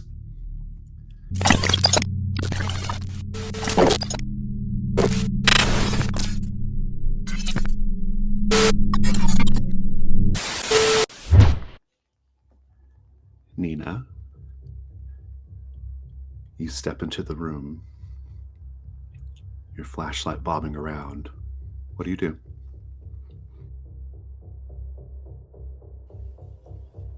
I think she's too afraid at this point to start it on the ground. And so she comes through the door, the flashlight is pointed upwards, and she is holding her breath. And she steps through. It appears to be, at a glance, a laboratory of some sort. You see powered down machinery, stainless steel tables, various instruments on them. That's what you see at a glance. Then what? Okay. She's almost talking to herself. This could be a lot worse. Maybe it's experiments on mushrooms. Maybe that's what this is. And we're just wrong.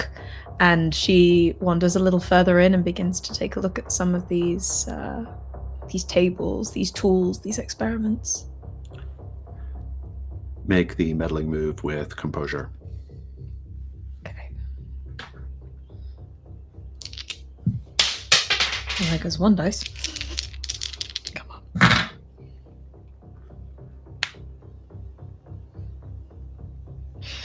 It's a 5.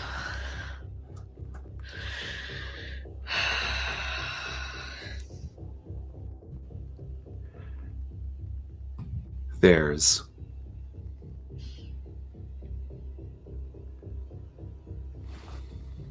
maybe at first you have a weird thought, like Frankenstein's monster, but I don't know. I'll leave that up to you. But you see someone on a slab, like an elevated slab, and you see a person strapped to the elevated slab, and they have all kinds of tubes going into their body. And you can see white fluid pumping in and out of the tubes. And this person is very puffed up. You can tell that they're puffed up beyond their normal size because you can see the stretching of skin, like it's very thin in places, right? Like the collagen, and like the body hasn't had a chance to catch up with fat, right? It's just very thin skin, tension, blue veins. But even in this puffed up face, you recognize the man from the picture. It's Gabby Ravel. Oh, Christ. And he opens his eyes. Kill me. Kill me. Kill me.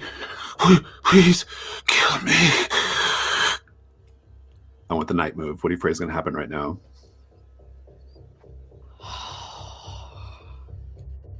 I'm afraid Nina's going to kill him. How's it worse than that? Boy, I think it'd be trapped down here too. Or you can just turn around and go back up the ladder.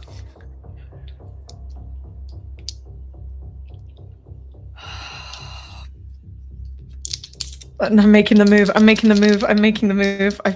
I've always run away at this point. Nina has always run away. This is the point Composure. that she needs to not. 2 6s. 2 6s, so it's a total of 14. I'll give you a clue as well as your bonus.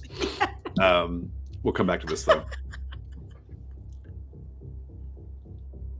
Leon, what are you doing right now? My God. Leon, I gave Nina my flare gun, so I don't have it anymore. But ingenuity shall prevail. Is the hatch completely unavailable to me? No. Or are they advanced? You got to get it wrenched open and get down there. You could. Yeah. You could totally escape down there. All right. I think with all avenues blocked off now, Leon is just going to try and channel the athletic Leon from that tape and wrench that hatch open. Very good. This is the night move. What do you pray is going to happen if you fail? I'm going to be consumed. I'm not sure how it gets worse than that, so let's go ahead and roll with vitality, please. Okay. And I think because I described the interior of this building as a labyrinth, I'm going to make that put you at disadvantage as well. Okay. Look at me seeding my disadvantages in my narration.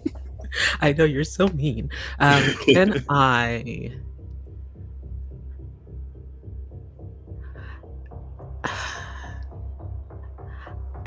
I know I can use Mal forever and ever, but I'm tempted to say, can I see that there is a bit of string, like twine, wrapped around part of this hatch?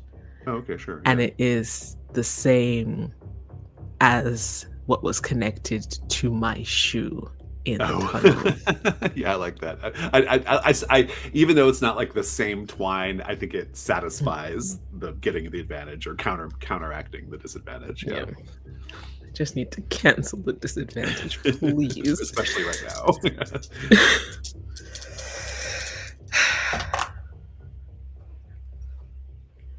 Wait, what was it? What was I rolling with? Vitality. Vitality. Oh. It's 6. Oh no. I can't win. We just see you desperately trying to like pull the hatch open. The situation's getting really desperate. Mal is barking and barking and barking. You can tell that it's too late for the both of you. You tell Mal to run. Of course. He does. And they descend upon you. They press you down. They grab your lower jaw and wrench it open. And they lean forward as they spatter dream into you, flooding you with such violent capacity that it actually like causes your chest to swell. It causes your eyes to burst from the sockets as the white fluid presses forward into your skull. And this is the last we see of Leon, unless you're turning a key. I would like to turn the key, thank you. Which key are you turning? Key of the child. Instead, please describe how you just narrowly escape. As the dream zombies are advancing, I catch sight of that loop of string, and it's actually indicating that there is a part of the hatch that needs to be tilted. It's a bit rusted and deadlocked, but if you tilt it in a certain way, then it will pop open. And he's just been trying to brute force it the whole time, but as soon as he tilts it, it springs open, and he takes Mal and looks down the hole. It's like, oh, buddy, I hope you land on your feet. Pushes Mal in first and then drops down, pulling it down after him. JJ. It's quite suddenly night. Strange things happen in the Chromatic Desert all the time. Maybe that's not even totally shocking to you. You can see Geraldine standing at the top of the hill, right? As you're maybe getting ready to go back down it. And she says, "So, did you learn anything good?" I learned stuff, none of it good. Did you hear that on the wind? Elliot suddenly grabs your hand to get your attention and points. Rising up over the ridge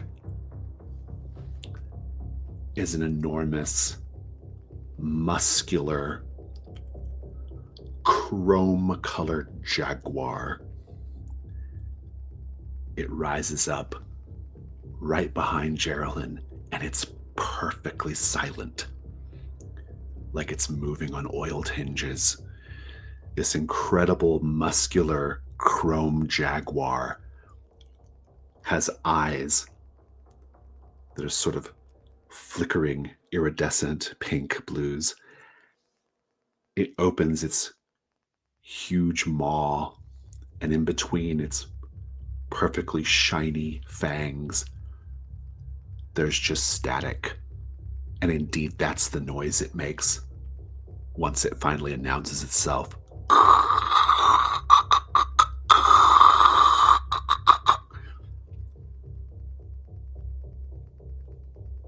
Geraldine turns. A second too late, unless you do something.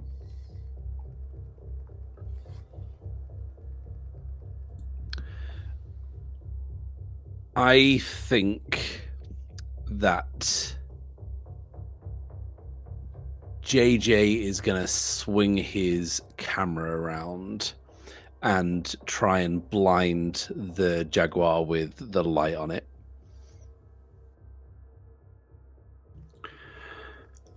It's the night move. What are you afraid is going to happen if you fail? I'm afraid that if I fail, I'm going to have a very artfully lit snuff movie. It's worse than that. The thing will come loping toward you as well.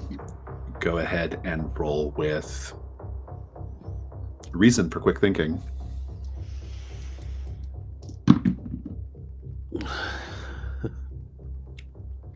That's a 5. Geraldine spins, and the last thing she sees is this enormous chrome jaguar bearing down on top of her. And it tears her apart, but as it tears her apart, it's not like she's being ripped apart and there's like blood and bones or anything like that. It's like she's pixels. It's like she's being torn apart like pixels or polygon as the thing rips at her and tears at her. And she just glitches out of existence. Elliot is like frantically tugging your sleeve, like, we have to go, we have to go, we have to go. What do you do? Oh, there's a real temptation not to turn a key here. I fucking hated that zombie show. I think we're going to book it. Me and Elliot, we're going to try and outrun the jaguar. It is the night move again with vitality this time. What are you afraid is going to happen if you fail? I think if I fail, I'm going to fail Elliot. It's worse than that. You will both be. We'll fall victim to this, to Cousin Dolores in her chromatic desert form. Go ahead and roll with vitality to get out of there. Really playing into my strong suits. But that's okay. That's a 7. Very good. I'm going to let you describe it. I'm going to give you a condition, though. The condition I'm going to give you is, I'll keep it simple and just say that you're exhausted. Go ahead and describe it, though. I think that JJ is almost compulsively filming as Geraldine glitches out of existence. He can't quite turn the lens away from the horror that he's seen. And there's also that thing of because the camera's there, he's safe. But obviously Elliot tugging at his sleeve and saying how scared he is, and that kind of makes it real for JJ. And JJ thinks about how he was scared when he was a kid and how his dad wasn't there to protect him, and in many cases the opposite was true, and that kind of shocks JJ into action, and they very simply run away and get away from this chrome jaguar. But I think what stalls the jaguar is the spotlight. The spotlight taps into that part of Dolores of the performance, and that she's on stage and that she wants to not give up the spotlight, and is very much ready for her close-up. And by the time she realizes that it's not a spotlight that's for her, we're gone. Good, well played. Nina, what was your die result? Oh, you got 12, because I'm going to give you a clue. Your clue is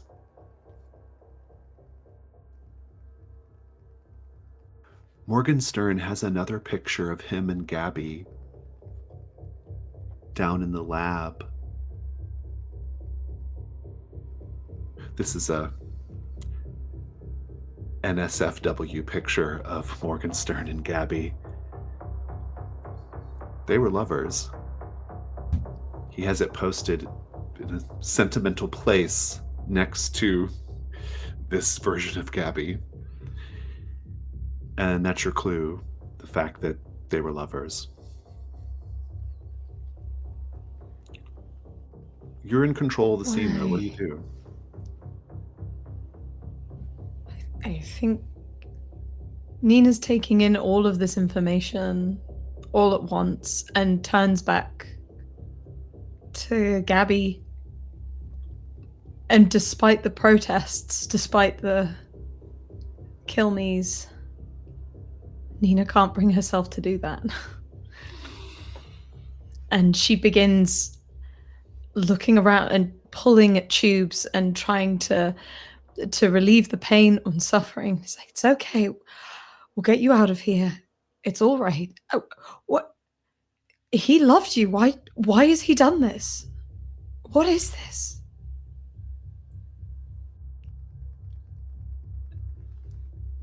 And he's kind of going in and out, but he'll point with his puffy finger.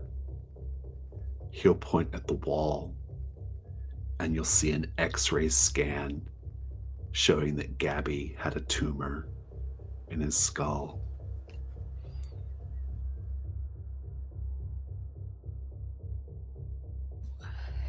That doesn't make any sense. What has a tumor got to do with any of this? What? I don't understand. You have everything you're going to learn here. Oh God. Okay. Then while I'm here, I'm gonna take a look at the tumor X-ray, the photo. If this class is as old files, can I use my latchkey move? Oh, you can take it with you. Yeah, I think that's great. Actually, you know what I think would be even better? Fabulous. To kind of play with our circumstances here. Mm-hmm.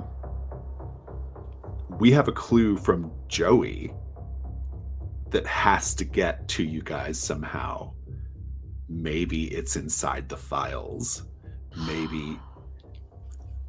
Maybe at some point, in the kind of weird, twisty, timey-wimey thing we have going on here, JJ has managed to put that information there for you.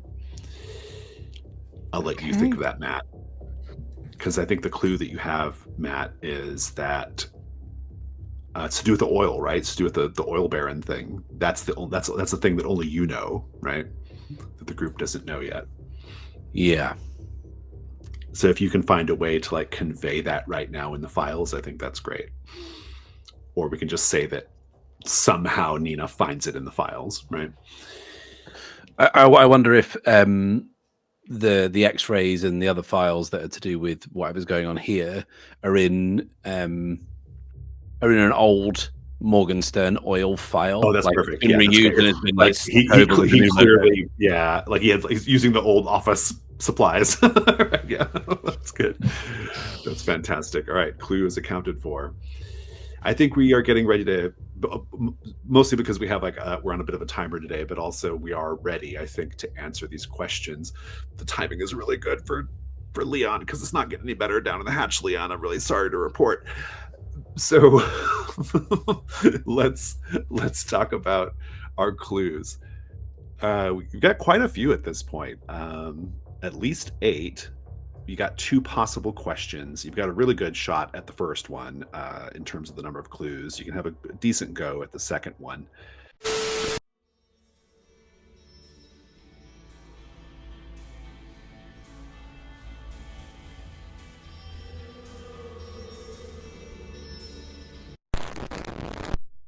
I've been told that you have an answer for us, Wren. What is it? Which question? What is the solution? Okay. So,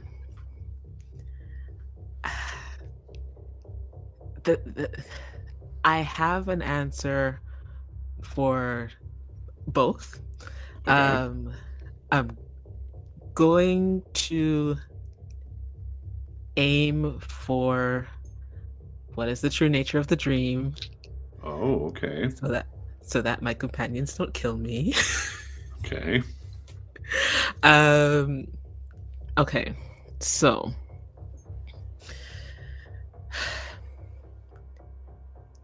this is information that we have from the Chili Cook-Off tape, but we are aware that an asteroid came and hit La Fresca. Right. Yes. Yeah. And all of this thing with the being that is she who feeds. But when things enter into the atmosphere, sometimes pieces of them break off, break apart, and they land in different places. So the main body of the asteroid crashed into La Fresca. And I think Morgenstern, with the archaeology club in the cliff dwellings of White Spray, I can say words, uncovered a piece of that asteroid.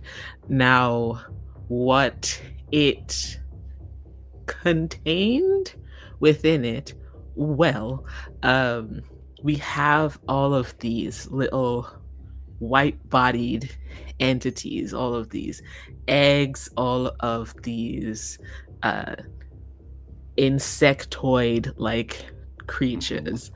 And I think nestled within there, they found the remnants of a not a like a dwelling that had a worship around creatures that came out of this, and it sort of became a bit of a nesting area or a breeding ground for these creatures long past. I think Morgenstern and the archaeology club, or the archaeology club specifically, when they were investigating, I think something enraptured members of the archaeology club, and they started to consume bits of these leftover things behind. And Morgenstern, who is an oil baron, and I think his oil barony probably stems back to, again, more of that crash when that asteroid came down, and probably so it's already helped them in the past and now it's helping them again. He saw money and opportunity. Sure. With Florida, it ties in because, again, this is all extraterrestrial. Sure, none that's of why this. the government's interested. Yeah. The government's interested because there's weird, potentially extraterrestrial, extraplanar, who knows, things happening after the disappearance, yes. I think the dream Mhm. has the same energy signature as what powers the craft that crashed at Roswell. And that's what the government are after it for, to try and get the... That's really good. Well, because we know it has like weird like gravitational properties, right? Like, Mhm. yeah, that's interesting. Okay. Ooh, intriguing. I think with Gabby, when Gabby discovered what Morgenstern was potentially planning on doing, they had a falling out. And with Gabby already being ill, Morgenstern was unwilling to let the information get out and also unwilling to let Gabby die.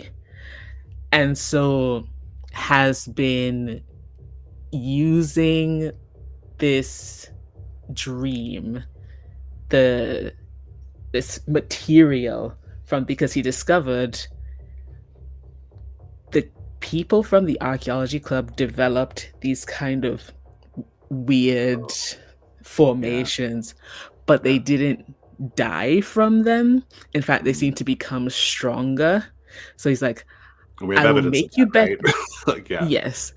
He said, in one fell swoop, I'll make you better and I'll keep you here with me forever.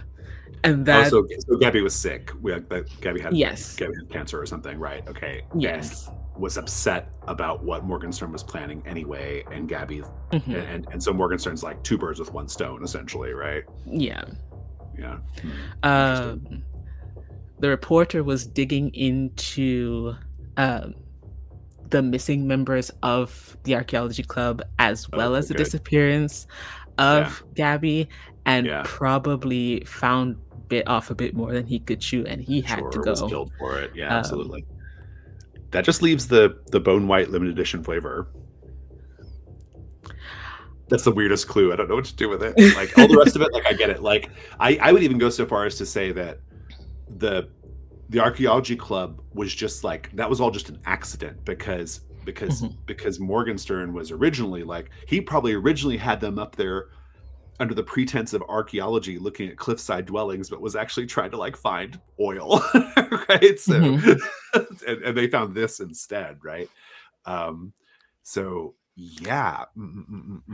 I think the bone white limited edition flavor is the Soylent Green is people. And I think it's made of dream zombie bits. Yeah, very good. We'll once they've completely been overtaken by dream and there is no more human left in them. I wonder whether that's the sustainable dream, as in like it's self-replicating and like they'll just keep it coming. It's so interesting because it seems like the dream itself like wants to be put in people's bodies so it can keep growing, I guess. And Morgenstern's an opportunist, if nothing else, and has like established this whole like I help you, you help me. I get my business back, and I get to kidnap / save my lover. And it's a good answer. All the clues fit. I mean, it all works. Yeah, it all makes sense to me. Any other objections or thoughts? I mean, I think we got it. The opportunity, of course, is to neutralize the dream, so that'll be fun. Whatever that looks like. Sorry to give you space milk to deal with. Who wants to roll? It's flat. Come on, Wren. We believe in you. Follow your dreams, as it were. Please. Come on.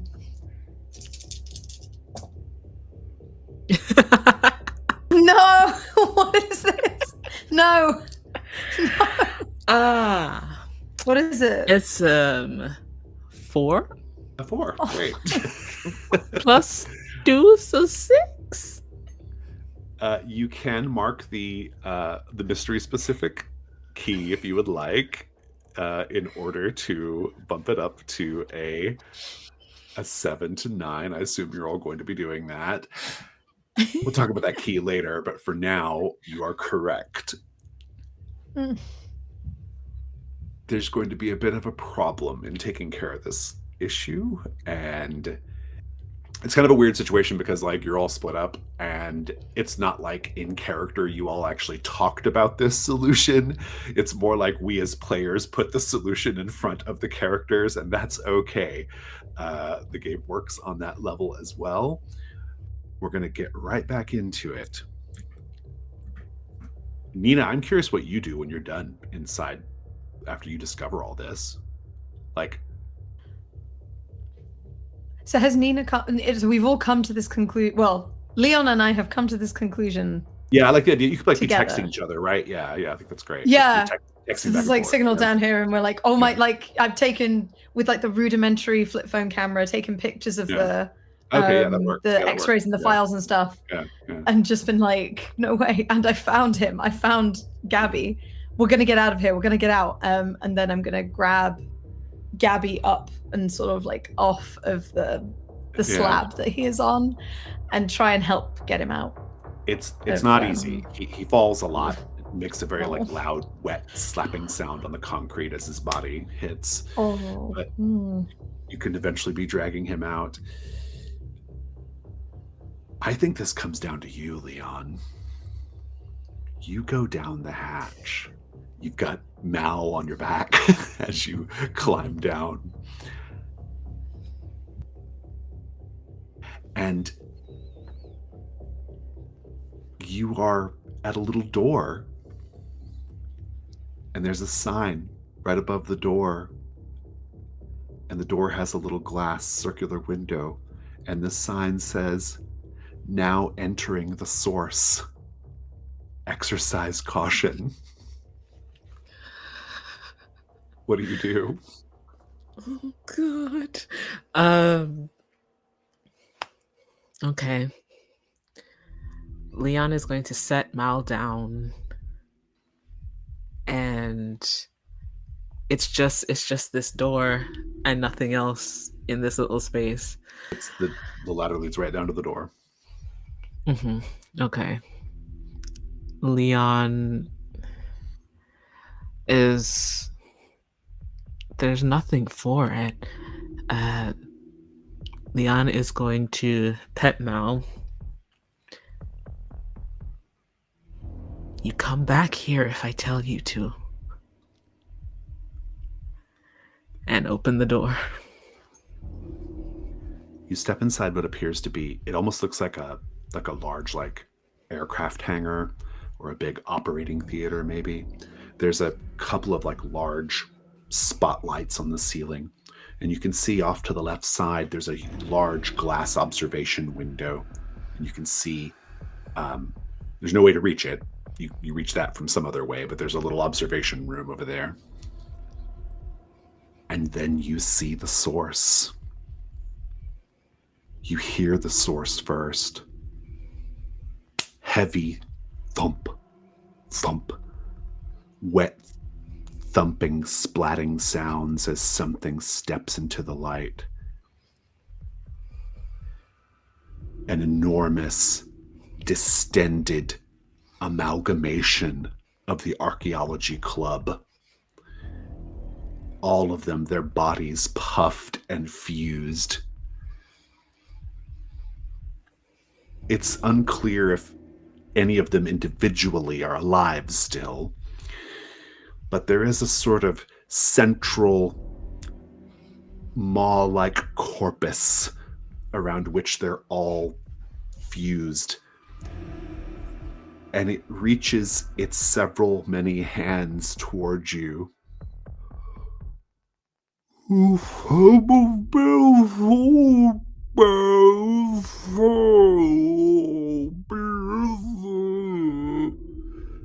can see Dream just like dribbling off it like a fountain spattering on the ground.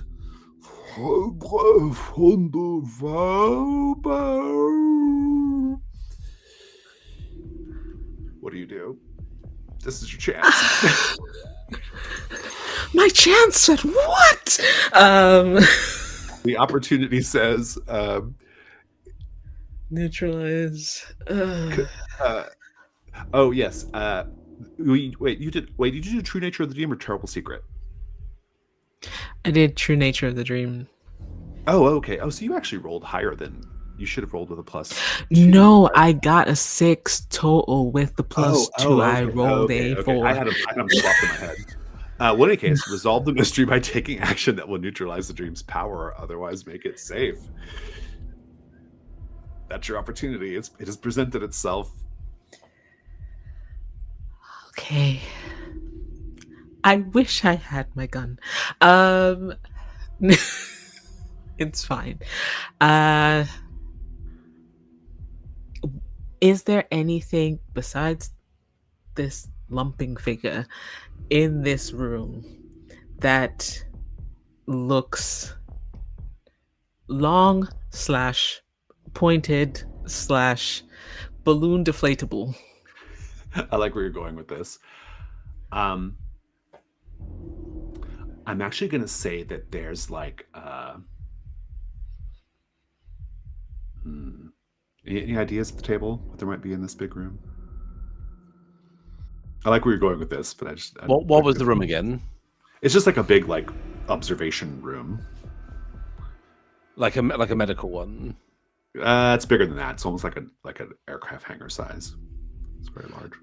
I wonder whether there is, because obviously Morgenstern is someone who is very effusive about his own heritage and achievements.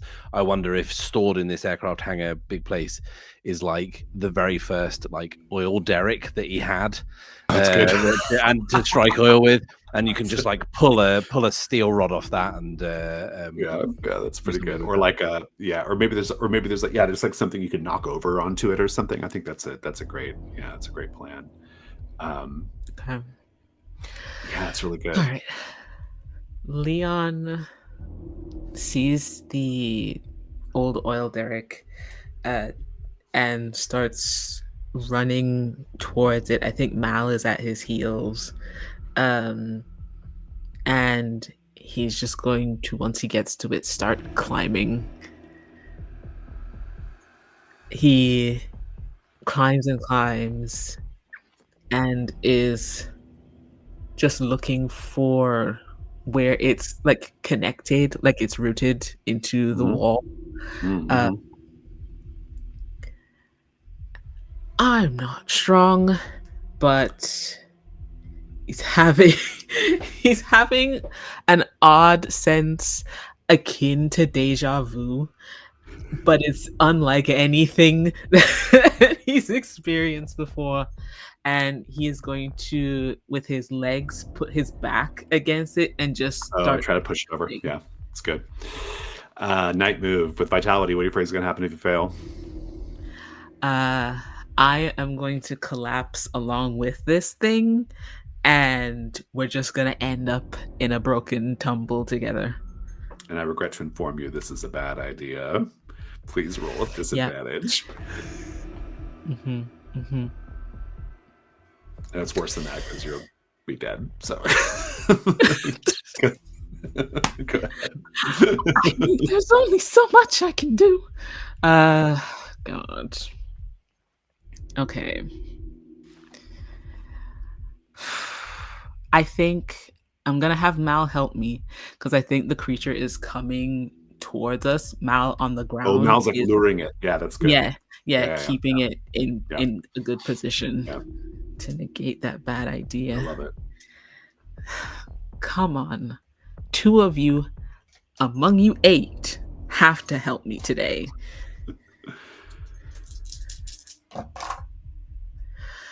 Finally.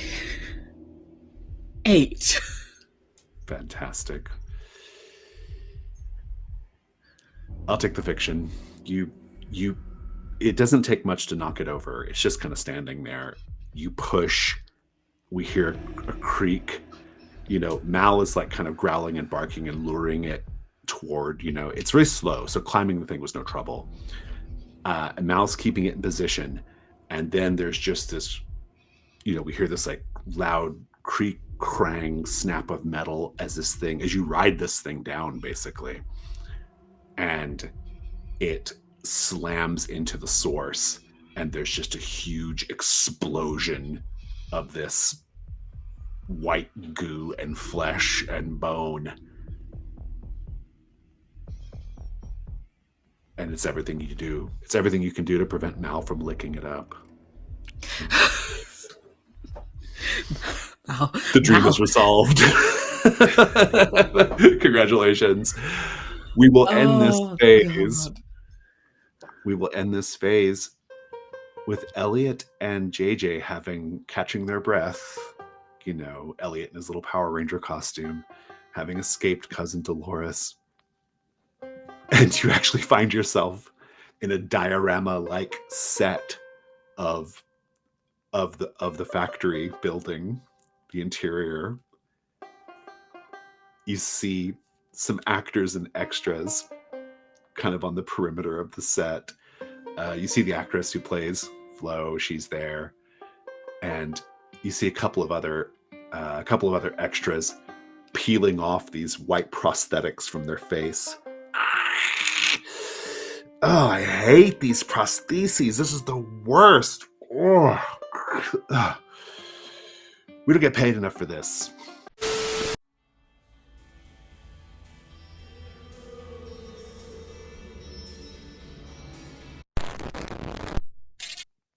We're a little short on time, so we'll do our dawn phase in between sessions, and so we'll just do a real quick stars and wishes instead here at the end. That was a lot of fun. It was a really great session. It was really fun to dig into the Chromatic Desert. So many stars, but I will throw a specific one out to Matt, because Robert Altman's Nashville is probably my fourth or fifth favorite movie of all time. It's in my top 5 easy, and I've never had it mentioned in a role-playing game.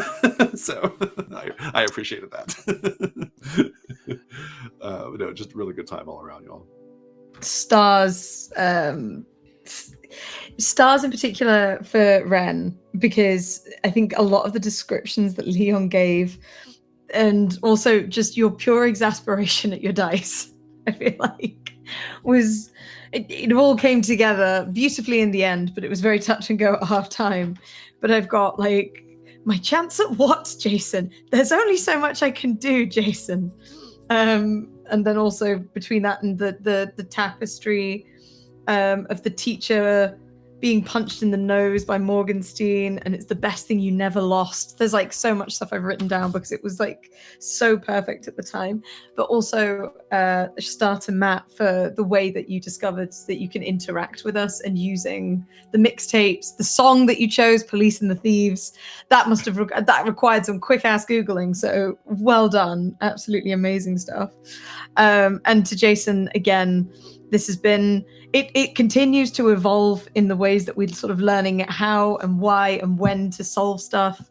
And you're, showing the horror, the true horror are the theories we made along the way. And then you just make them worse. I wasn't expecting the Archaeology Club to make a reappearance. I actually gagged a bit. So, but thank you for that. That was lovely. I can't believe it's the finale next week. Oh my God. Yeah, I'll echo a lot of the same things that Jess said. When Wren said it's the best thing you never lost, and their eyes just widened, I was like, "Oh, okay, yeah, that's perfect." To Jason, I really felt like the session felt really fast and loose, and obviously you kind of played a bit with the structure and everything, and it worked perfectly. But what I really enjoyed this time around is it felt like we weren't just solving a mystery of the dream, we were also trying to solve the puzzle of how to interact with the world, which was we haven't had that yet, and that's I have to think about how I'm interacting with every weird thing that's in front of me, plus also not being able to talk to my fellow players, but then also the other two players having to not have any memory of me or things that have happened, and just play along with, oh, there was a storm at this tobacco shop, was there? That's interesting. But yeah, I really enjoyed that. I loved watching Nina and Leon's dynamic, because for so long the kind of emotional dynamic between them two has been very like sincere and genuine. But then I've been the one to exasperate Leon with my incredibly stupid ideas and like, you know, very pig-headed belief that the plan that I'm coming up with is, you know, actually going to work. To watch Nina have to try and slip into that role was really fun, to try and be the proactive one who was perhaps making reckless decisions when it's not something that they're kind of shown to do in the past. I really enjoyed. I really love, and I will never get tired of watching Wren answer a question, because honestly, Jason, you gave us 15 minutes. Wren said, "I've Sherlocked it." And then we all said, well, we can just go make a cup of tea. We've got 15 minutes now just to like hang out and, you know, talk about Dragon Meat or whatever. And then Wren just like, you know, crushed it. That was great. And yeah, I really enjoyed, Jason, as well. You bring in the body horror into it. The critter ball of the archaeology department is something I'm not gonna sleep well on tonight.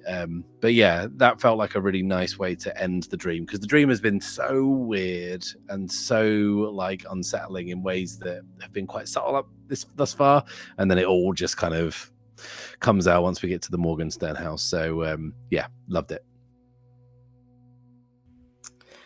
I mean, Matt, I was so enwrapped by the Key of the Child that you did in the beginning. Both of them were so good. But just the spin towards the end where it's just like, and JJ unspools. I was like, what? It took me on a twist. I was like, oh, this session is gonna be very different, isn't it? And then it was. I love the Chromatic Desert. I loved the way that JJ interacted with it, just in the face of like this kind of peek behind the curtain of this like advanced knowledge that no one is supposed to have, and just this look at what's going on behind the scenes, but still having no clue about what any of it means. For Jess,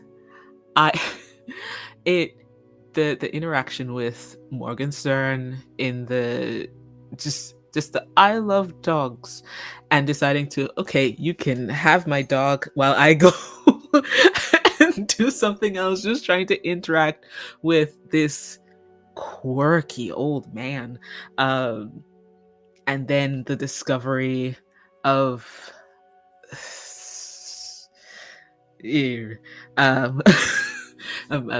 shiver just thinking about it.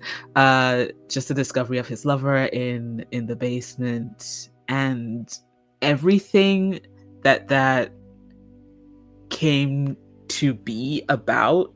I have been thinking about space alien milk for about 2 weeks, so it wasn't like off the cuff. I just needed clues. That's the best way to do it, though. You like have your idea. You're like, okay, I'm ready. Yeah. No, Jason, as terrifying as it always is, every time you're like, so what do you think? And it's just like, it's worse than that.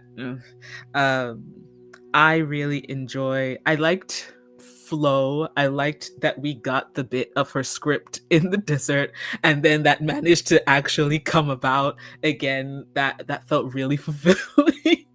And then just the play between of like the Chromatic Desert and Geraldine and people having the knowledge, and then the scene that we're all playing in, this meta back and forth.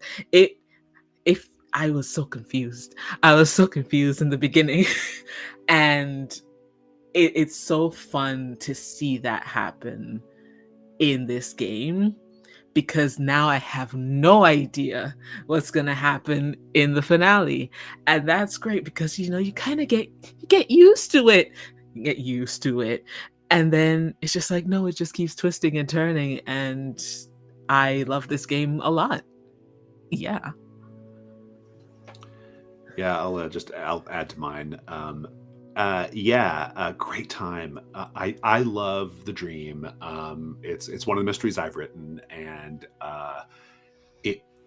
I always like to me it's like a combination of the stuff meets Resident Evil, and it played out like that. I just really loved it. It was so good. I also was absolutely entranced by The Key of the Child that Matt did. Well, they were both really good, but the movie one was like, I was just in it. I was like, oh my god, this is incredible. And also don't ever let me corner you at a party and talk about New Hollywood. It was like that. It's like that meme of the girl yelling in the guy's ear, you know.